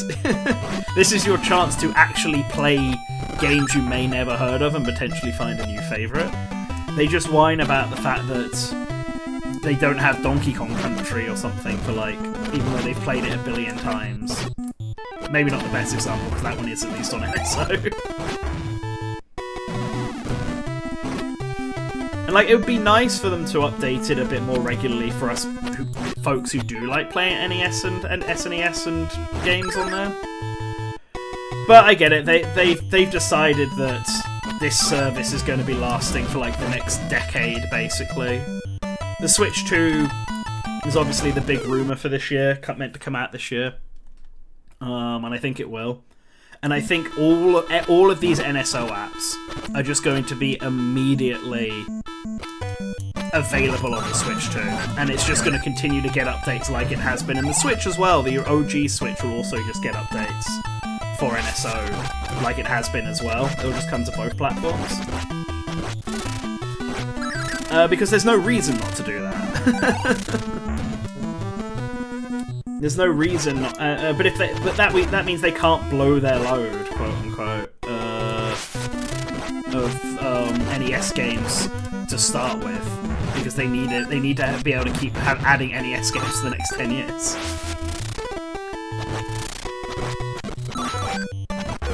Nah.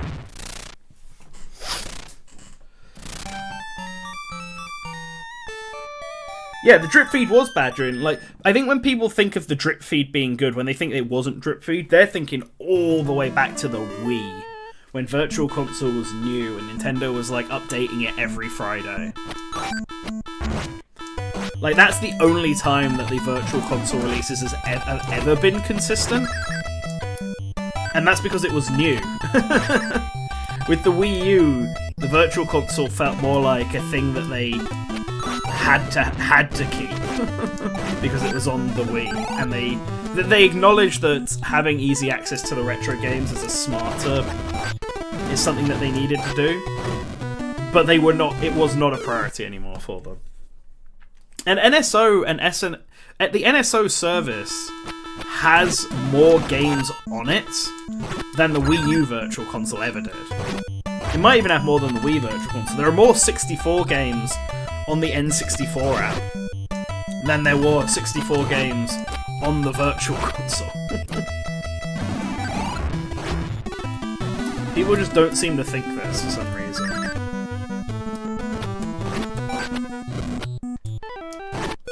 I got stuck in water.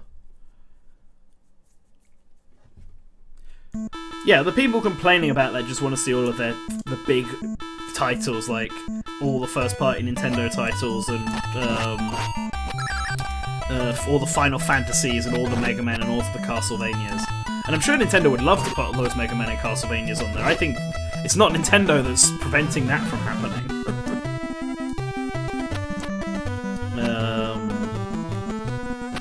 But if Nintendo knows its first-party lineup are going to always be the strongest ones, it's going to need to, like, make sure that it doesn't put them all on immediately. Which is a problem they're going to have with Nintendo 64. There's not that many first-party Nintendo 64 titles left.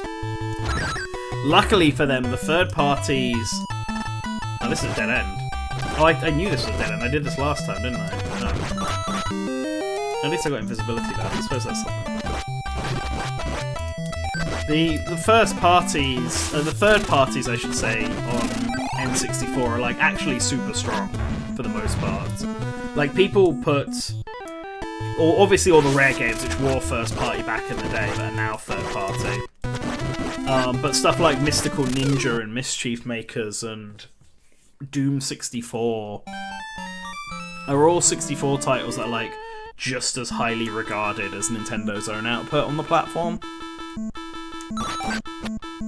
And are all stuff that they could easily add to NSO. Although I don't think they will add Doom 64 because you can already buy it on NSO, on the Virtual Console. You can buy a better version of it, so why would you bother?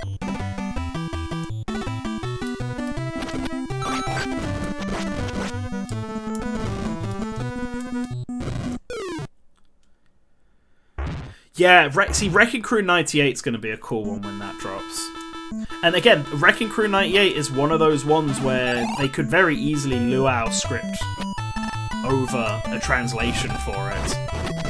I get the vibe that Wrecking Crew 98 they might very well treat like they did Panel de Pon, where it's annoyingly not translated into English. It's still in Japanese, but they actually release it on both services. Because you don't need to know Japanese to play the game, you just need it for the story, which was the same in Panel de Pon, and they clearly didn't care about that in Panel de Pon.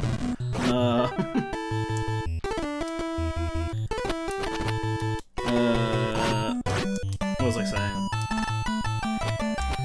But yeah, as because it's a puzzle game, you can just very easily pick up and play it, and as a Mario game, it's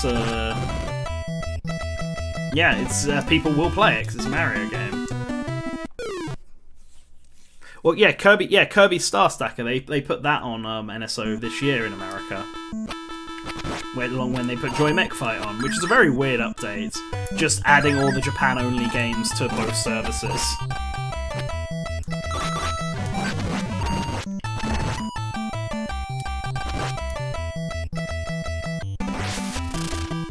I mean, even this game, Nintendo didn't translate this game at all. They brought it over, and thankfully it doesn't really matter because continue, save, and all that is in English. It's literally just the title screen and the main menu.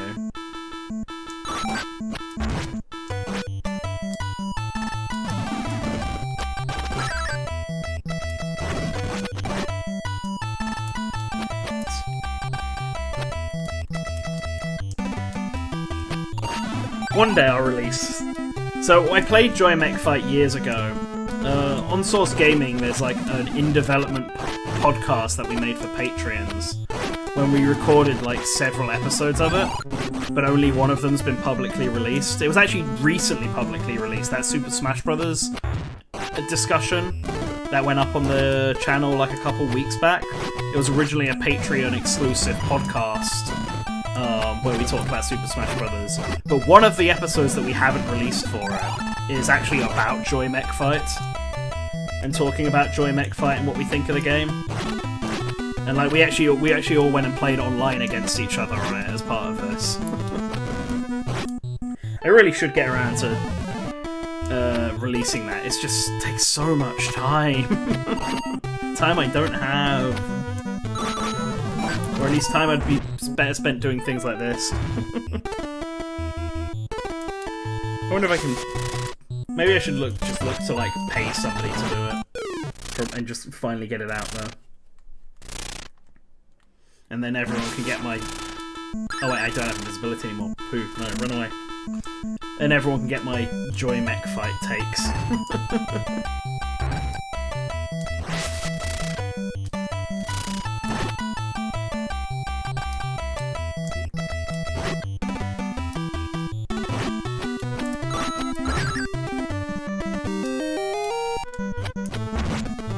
this invisibility worth getting? I think, well, I guess we'll find out. No, it won't be if this Tengu murders me.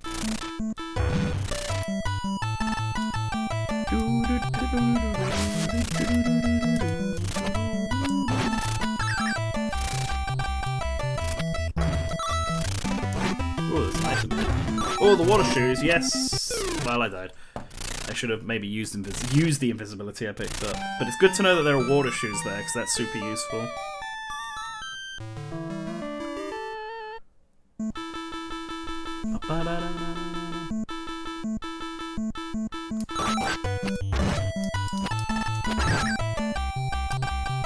Ah, come on. Wow, what a shit start this has been to this level. Guess it happens.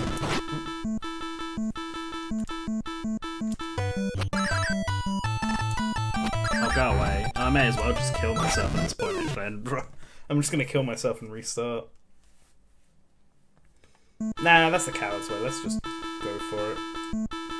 Wait, never mind. No, you know what? I'm taking the coward's way. Forget what I said. Ignore me from a few seconds ago. It's just gonna be faster to die and restart. I'll pretend that run didn't happen. You didn't see anything.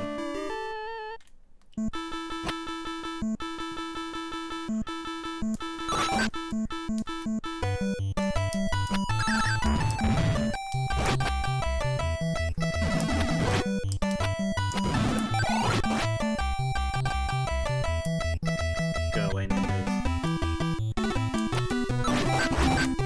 As hard as this game is, it's nothing compared to Zelda 2 Famicom Disk System version.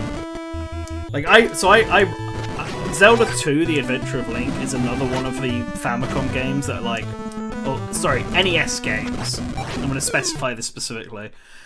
Zelda 2 is one of my favorite NES games.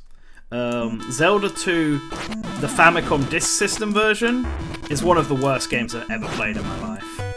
You wouldn't think they'd be that different, but they surprisingly are.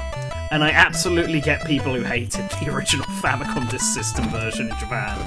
That sucks ass. It's impressive how much the American version actually improves the original Japanese one.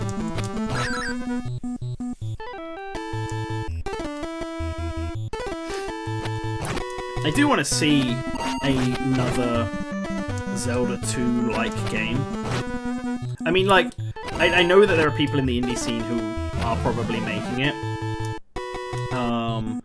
But I don't feel like you get anything that frequently with it.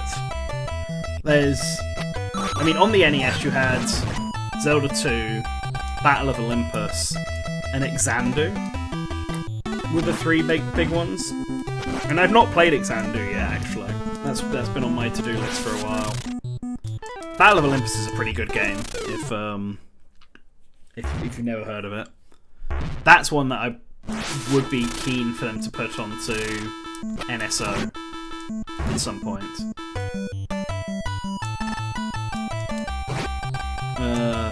But like the only modern Zelda 2-like that's at least been released that I can remember is like that Adventure Time game by Way Forward, which they said was purposely inspired by Zelda 2, so...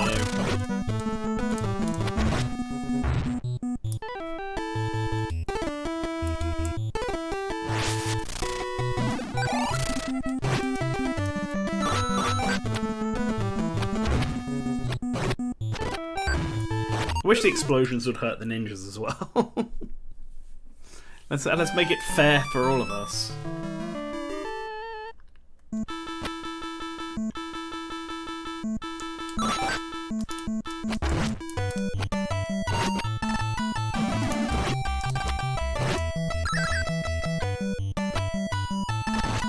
Yeah, got him in the back. I need to hit the shining ninja because that'll set off all the bombs. But he's a pain in the bum to hit.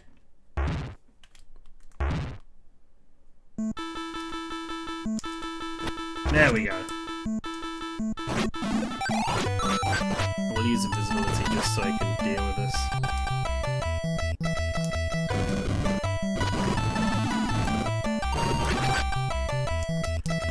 Oh, you sneaky... I thought I stabbed you.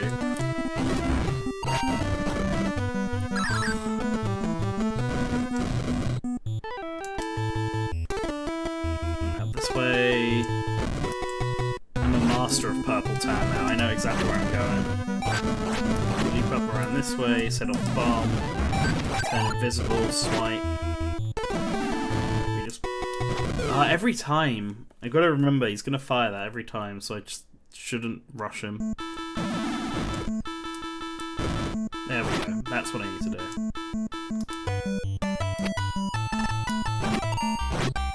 Oh, you can't spawn there and do that. That's just mean.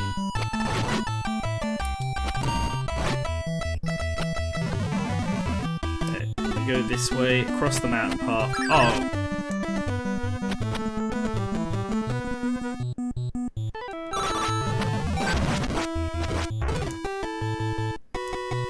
Go down here and get the refill on the invisibility. I will use invisibility here to kill the Tengu. Oh, and then die to an exploding ninja. Ah!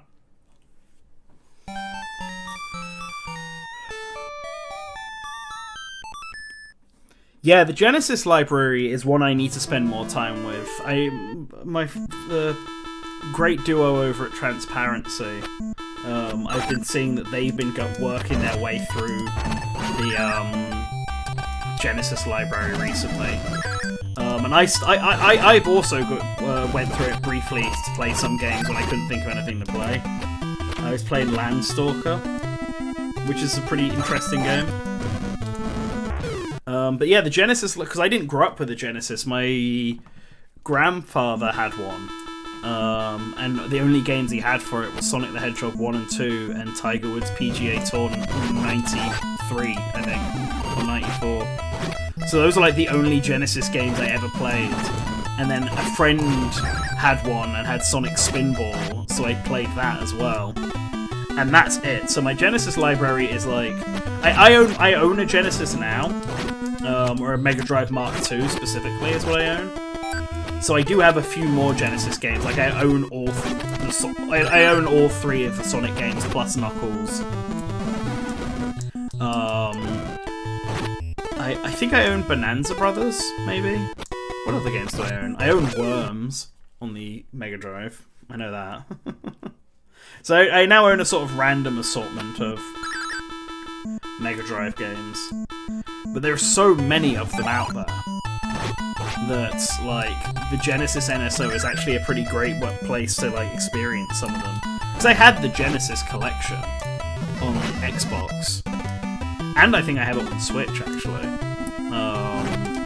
And that's alright. The emulation on the Switch one's a bit ass. But there's only a handful of games on there that I really got into, like Bonanza Brothers. But the NSO Genesis has, obviously, third-party Mega Drive games, and there are some interesting ones from there. Also has games like Crusaders of Senti, which never shows up in the Mega Drive collection, despite being owned by Sega, and it's actually pretty good. Crusader of Senti is a very underappreciated game. Alright, I need to focus in on Murasame Joe, because I'm dying at the same spot over and over again. Not a good start. Go away, ninja.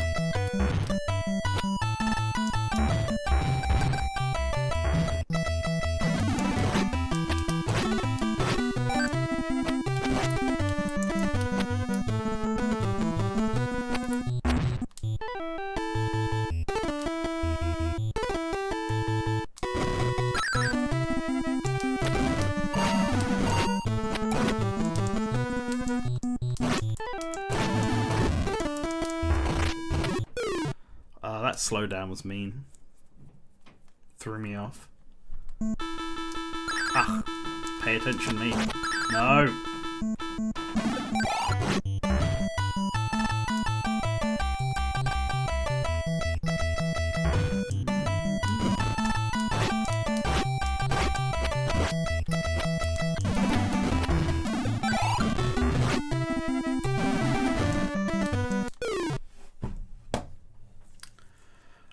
Annoying I need to get through Purple Town really without losing any lives.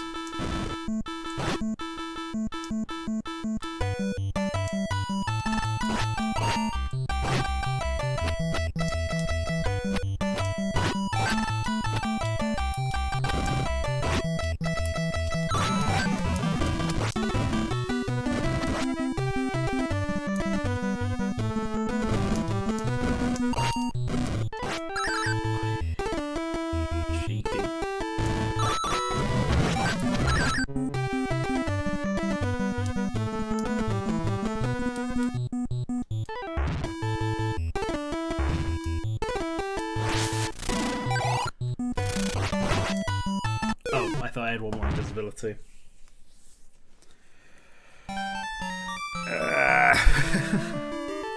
Focusing on it again.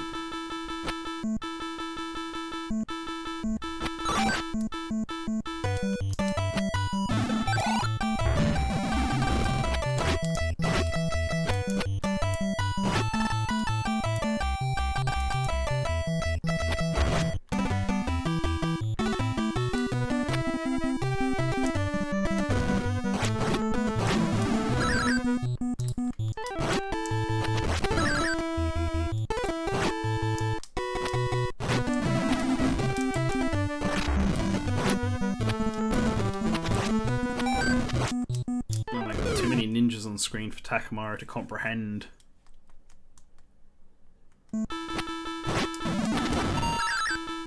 Oh wait. Yikes.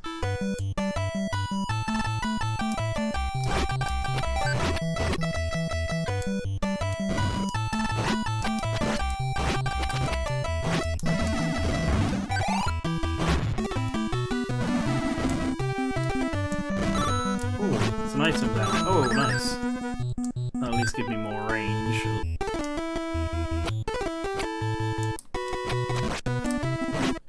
Ah, not good.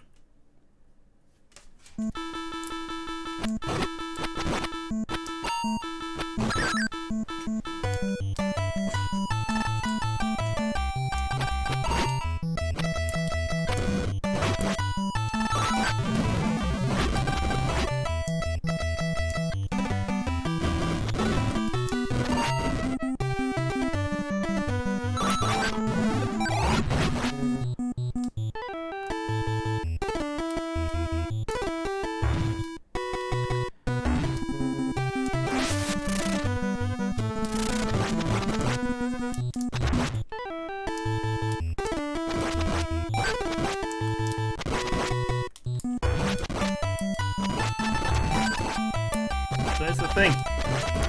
Stop wasting my time. Where's the thing?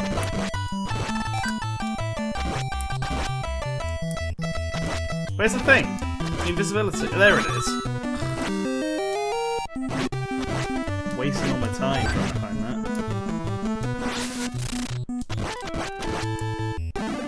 Use it from there. 2 is fine to have. One for this room to deal with these guys. Oh, come on! 1 frame lag when you respawn sucks. No!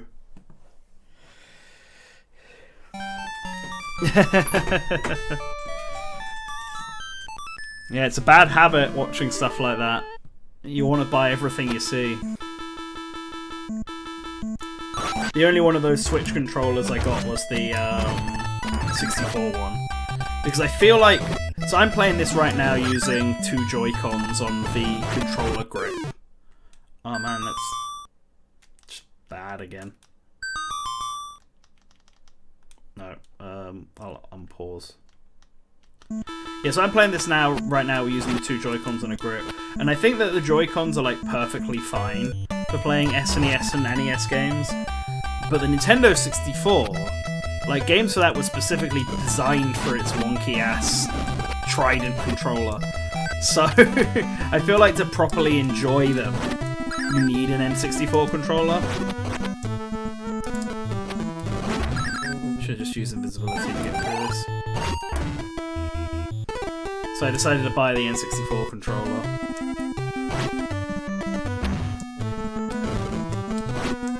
And it also means if there are 64 games that I want to play that aren't on NSO, I can still use the controller for them. If I want to try out something really obscure like Shigesato Itoi bass fishing. Yeah, I think I have 4 original Nintendo 64 controllers for my original Nintendo 64. I just don't have that's at my parents', so it's not mine. So I don't have room for it here.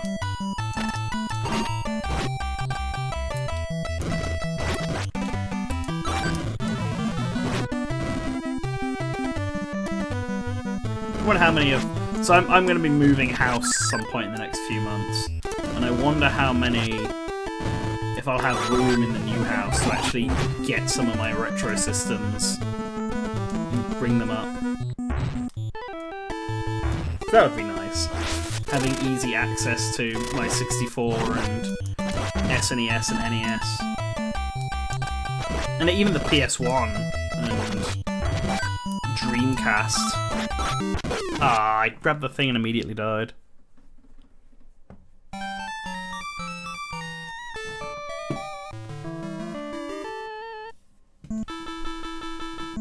But we will get more NSO systems.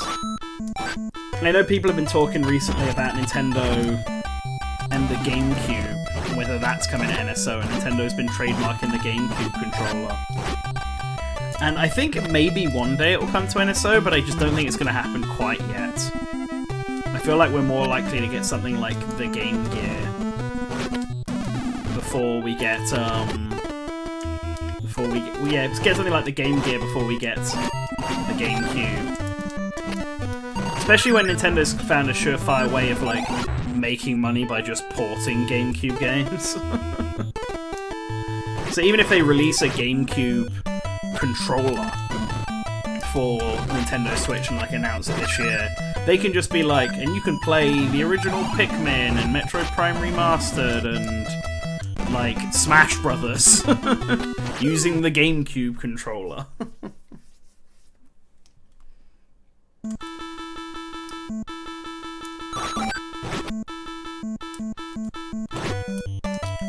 Yeah, TurboGrafx is another one that I think we'll probably see at some point. Now, if Nintendo wanted to be really cool, they would give us the Virtual Boy. Start giving us one game of that a month. That's the system we're all clamoring for.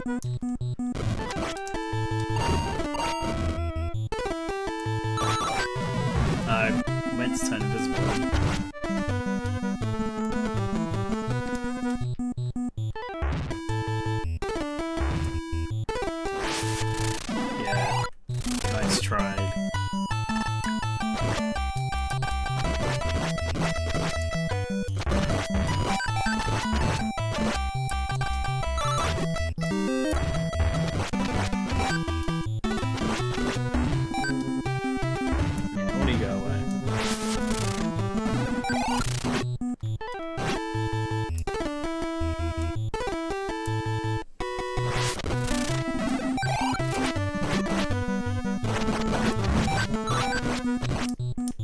No! Oh, I got stuck in the tree! I knew I shouldn't have risked it. Oh, I've lost my... Oh, this is all gone... It's all Jova now.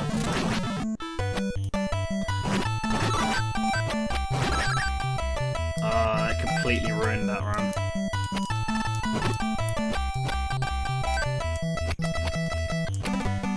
And there's no items to help me out inside.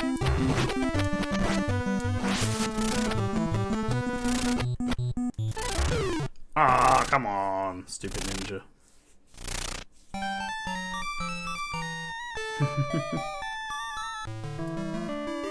I really want to play Virtual Land War. I actually want to play a lot of the Virtual Boy games, because the one system from Nintendo I just don't own. I have a copy of Mario Tennis on the Virtual Boy, and I briefly played a demo of Wario Land on the Virtual Boy at like a Super Potato in Japan. But that's kind of the extent of it. I haven't actually played Mario Tennis. I haven't played Mario Clash. I haven't played Telero Boxer. And I'm not even sure if Virtual Boy emulation is any good. Like, is there a Virtual Boy emulator out there? Oh, you did not die. Oh no, it's all going wrong. Why the hell didn't you die immediately?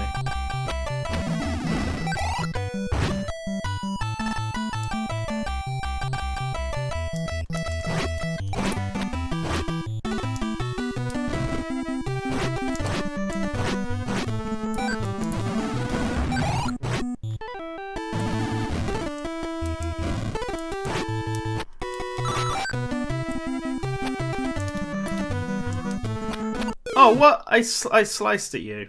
I should stop taking the above path. It's clearly just not working out for me.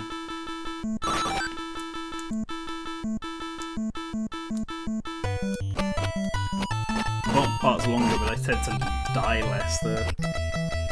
But while I'm just failing miserably... No, there are no treasure boxes. There are like very little... We're in the state part of the game where there's like very little treasure boxes.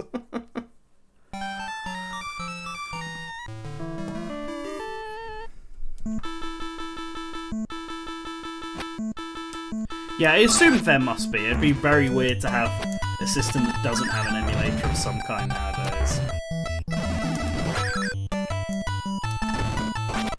Oh man, if I die like this early on, it almost feels like I should... I wish there was like an insta-kill button. But I don't want to use save states, otherwise I would have done that ages ago. I'm gonna play this game authentically. Be as authentically frustrated as all those Japanese kids back in the 80s.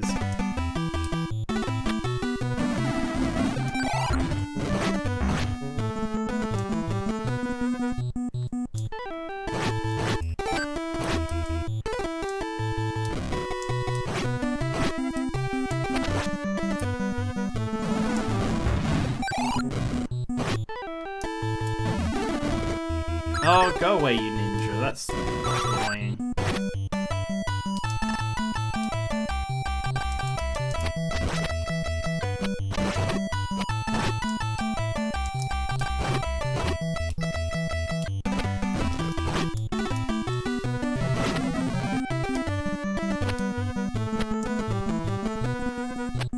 Ah, you...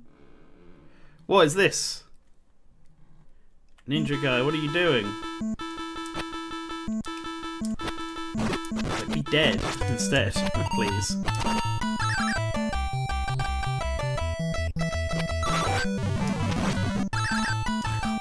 Block fire?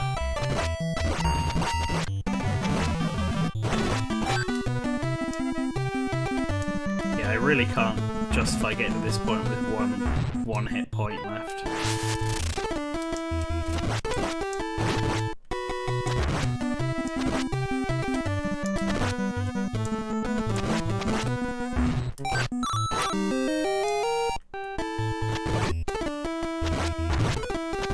Ah. It's fine, it's fine.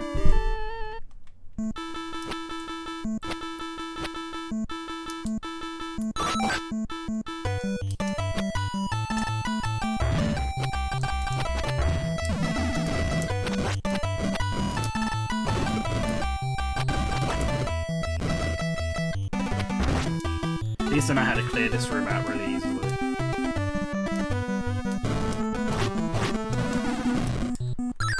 Oh. Ah! The nonsense.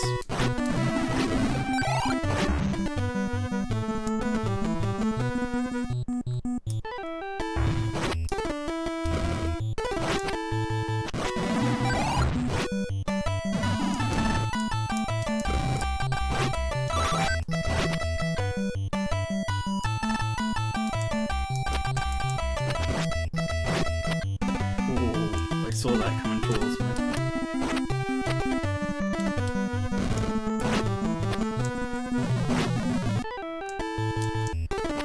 Missed.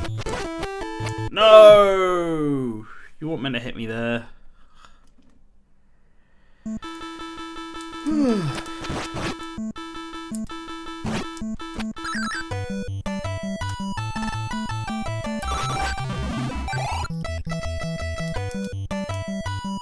least I'm one life up this time around.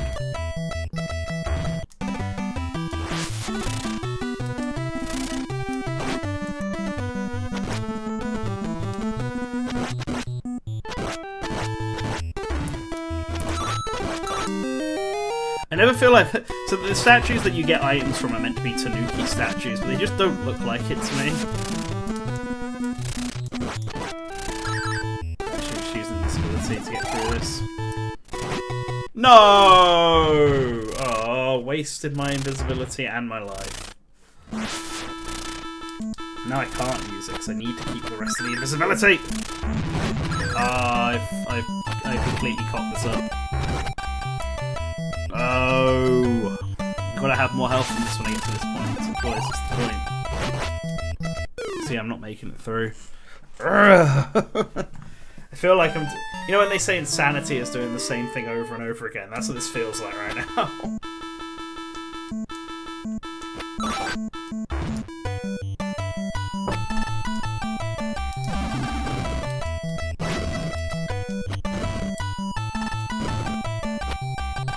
No. Can't mess up missing that guy.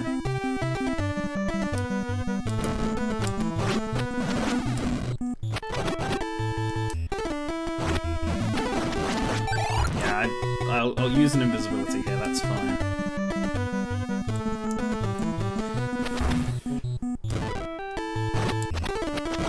Use invisibility here. Oh no, that's not fair. Yikes.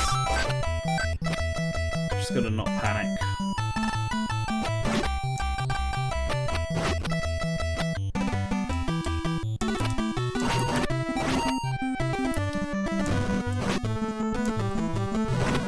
Okay, good, we're making good progress.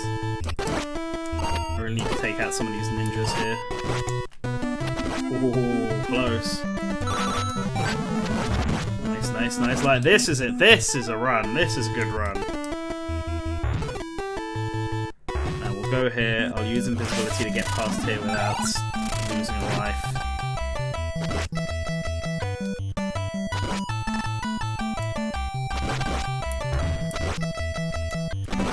No! Oh, where the hell is... Oh, this Tanuki's gonna... What the hell is it doing all the way down there? Oh, what the... I feel cheated there.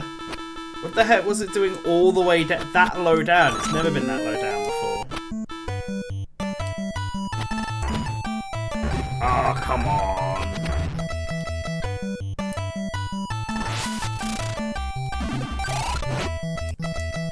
Yikes, go away.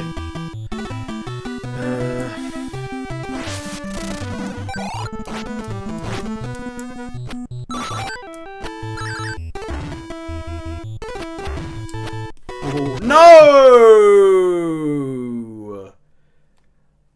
Oh, I just waste my electricity, my invisibility. Just trying to get poked through that. Oh, that's so frustrating. No! Why didn't you attack him?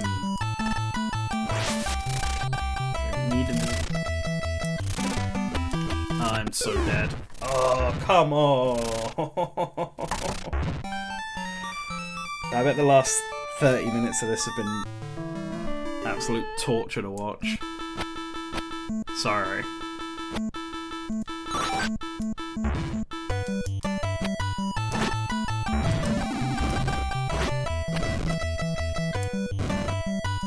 Well,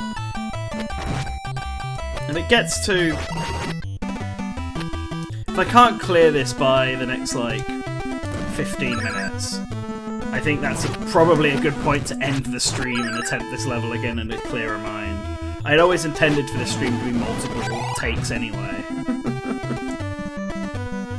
And 2 hours and a half seems like a good time frame for this sort of game. As much as, and I am having fun. Don't get me wrong, I enjoy this game. But man, like, yeah, sometimes you do need to take a step away from some games. Being stabbed in the gut like that by a passing ninja star is certainly not helping. Oh, come on.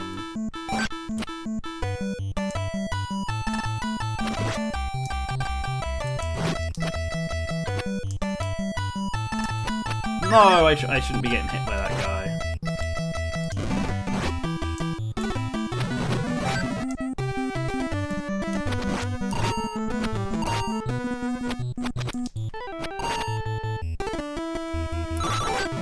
Oh, I shouldn't be getting hit by that guy either.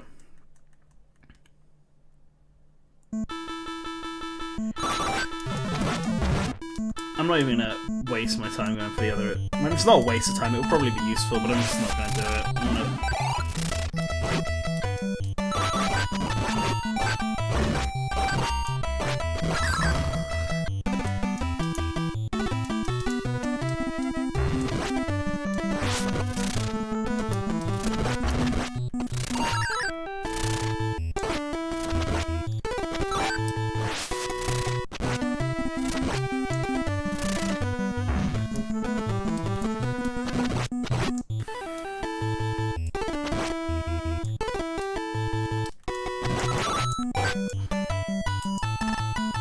Yikes.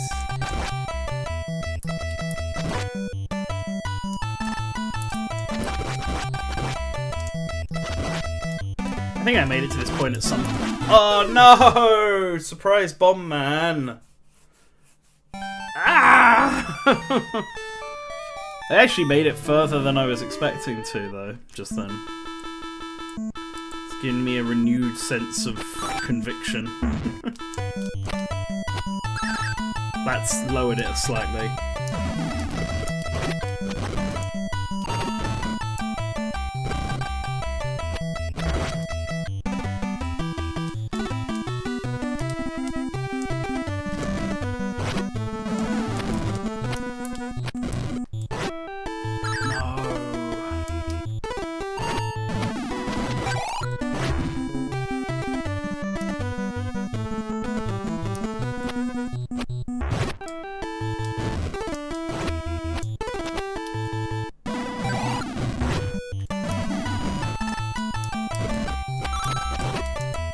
No! Random ninja star.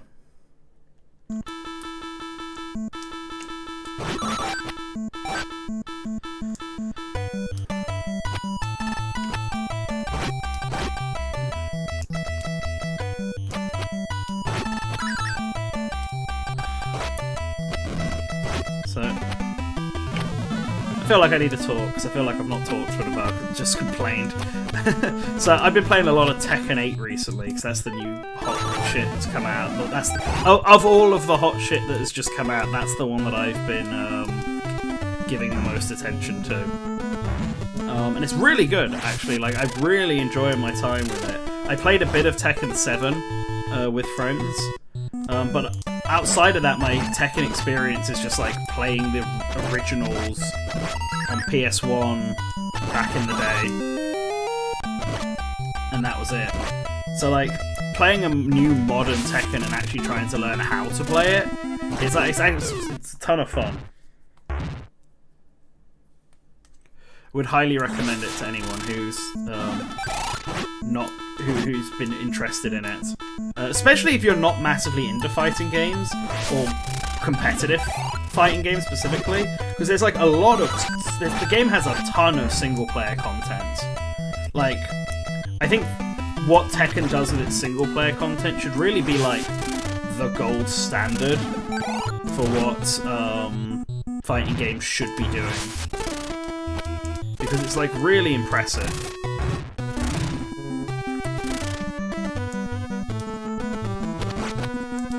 Ah, what when that feeling when the ninja star spawns on you.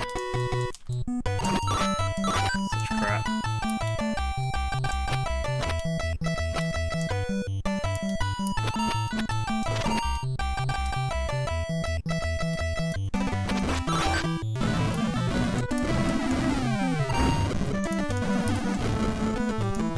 I knew I was gonna die then. See it coming. What's frustrating is that feels like I've been in this level long enough that that's probably the end. I'm probably like just a couple screens away.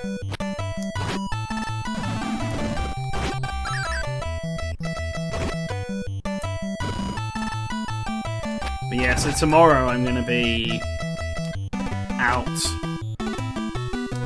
competing in a Tekken tournament for the first time to celebrate the launch of the game with Bandai Namco. That'll be fun. I can't wait to get completely bodied in the first game. And the next stream I'll let you all know how I did.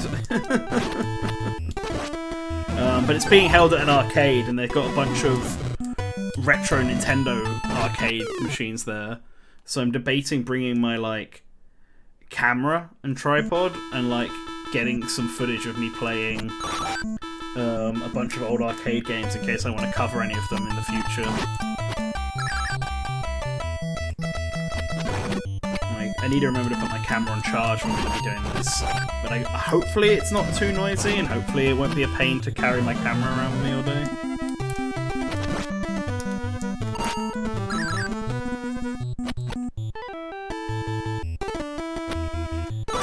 That'll be fun. I'll try to properly beat through games like Donkey Kong and Popeye and... I was going to say Sky Skipper, but I'm pretty sure the Sky Skipper arcade cabinet that this arcade has just does not work, which is pretty fitting for Sky Skipper, I'm gonna be honest. There he is, okay. I feel like those invisible Tanuki things... why did I not wait for the bomb? I feel like those invisible Tanuki things are on like a set pattern. Oh, that's really bullshit.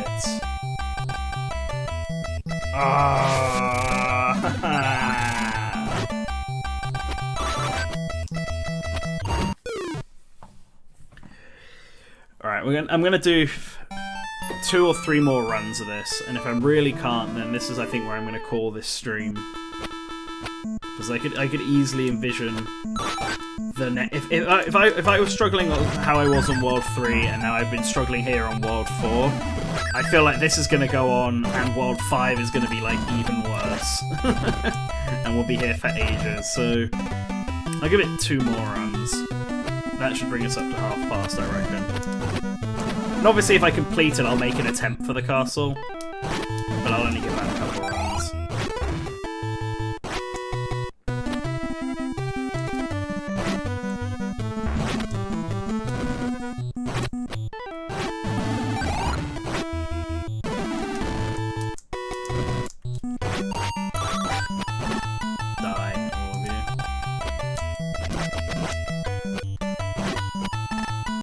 Oh, that's bullshit. When the ninja spawns right there.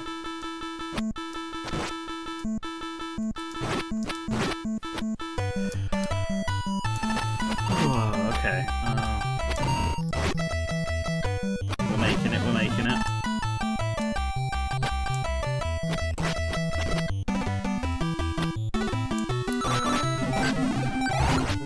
Yeah, just to use my visibility to get through that room.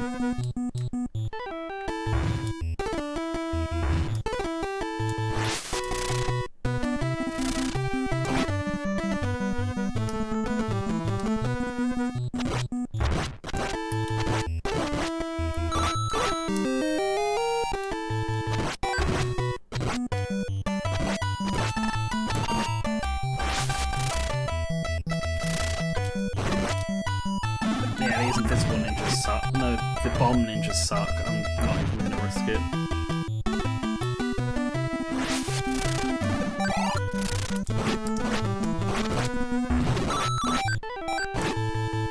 Okay, good, good.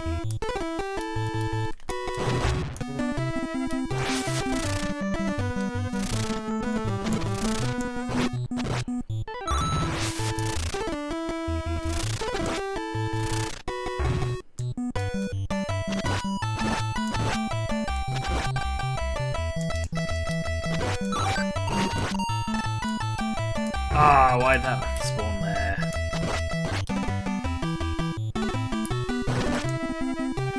No, I could see it coming from behind.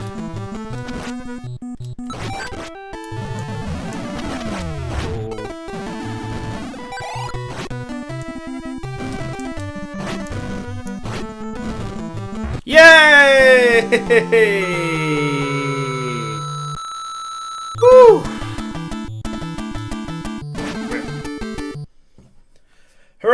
Hey! We did it! Did it! Made it to the 4th castle. Let's see how this goes. I don't have particularly high hopes in lasting, but you never know, I guess.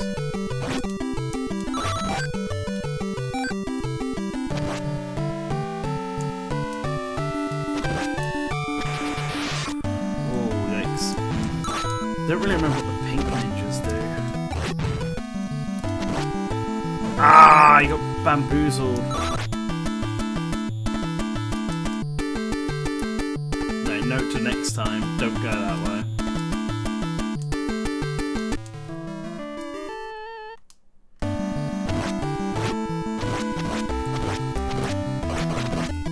Oh, not you.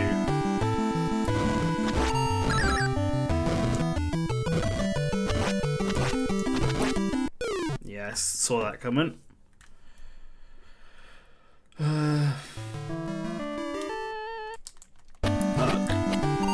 You're still alive? You're still chasing me? Go away.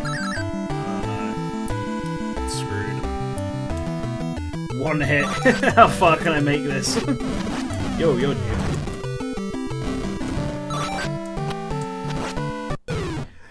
Well, this is fine. I'll make one run on this. See if I can or cannot do it. And if I cannot, well then we'll call it there for now.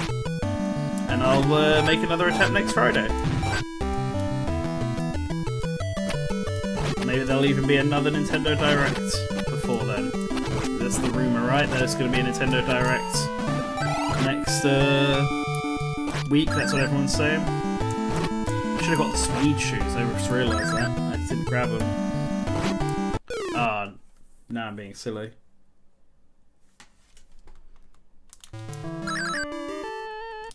I'm being extra silly now, not being cautious at all.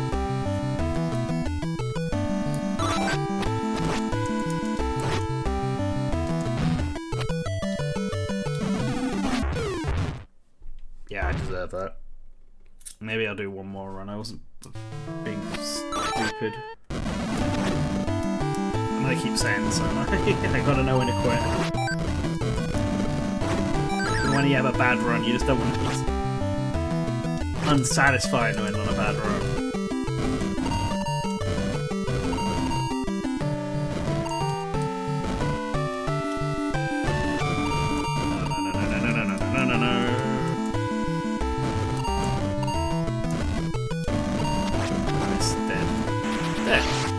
Good, you love to see it.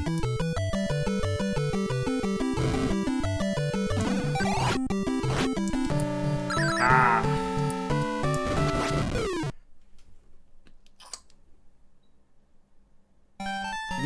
One more. But this will be the last one. Just because I had such a bad start in that previous one. I feel bad for you guys having to see such bad play. Finish this off. So let me go pro gamer mode for a moment.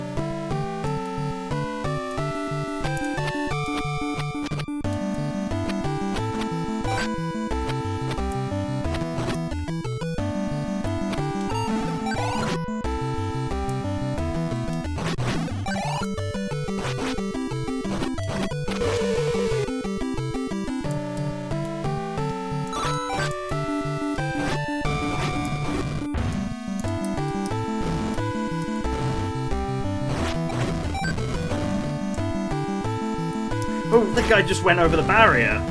He's not allowed to do that, that's cheating.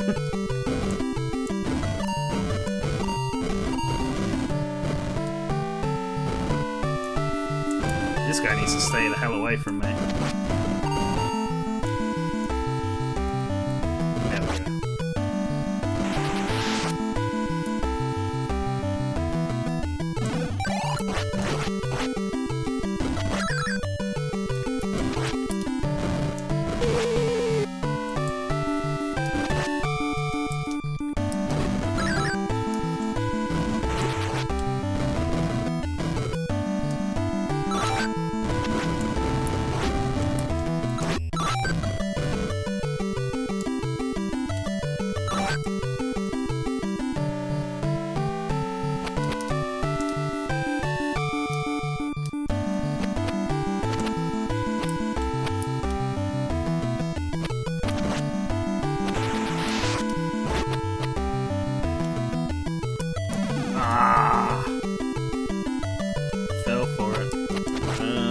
but there was probably something behind him.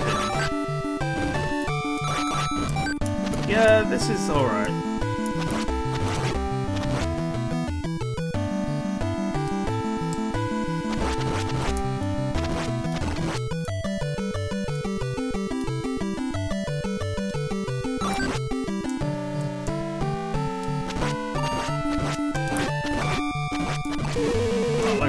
Oh, well, pro gamer move. You know, I gave you some of the pro gamer strats there. Yes, you're still here.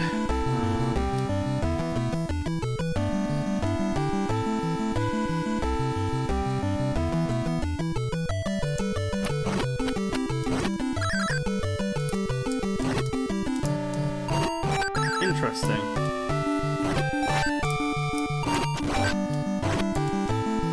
Is this not the boss room? Have I been bamboozled and gone the complete wrong way?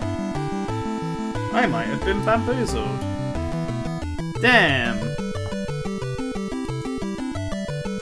I was tricked. I've wasted my time.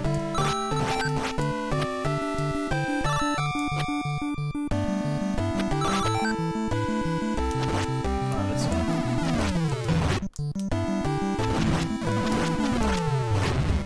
I was thinking it was a bit too easy for me getting there already. Ah! You...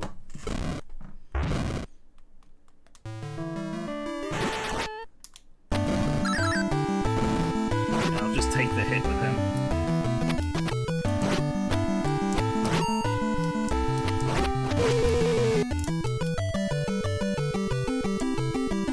There she is.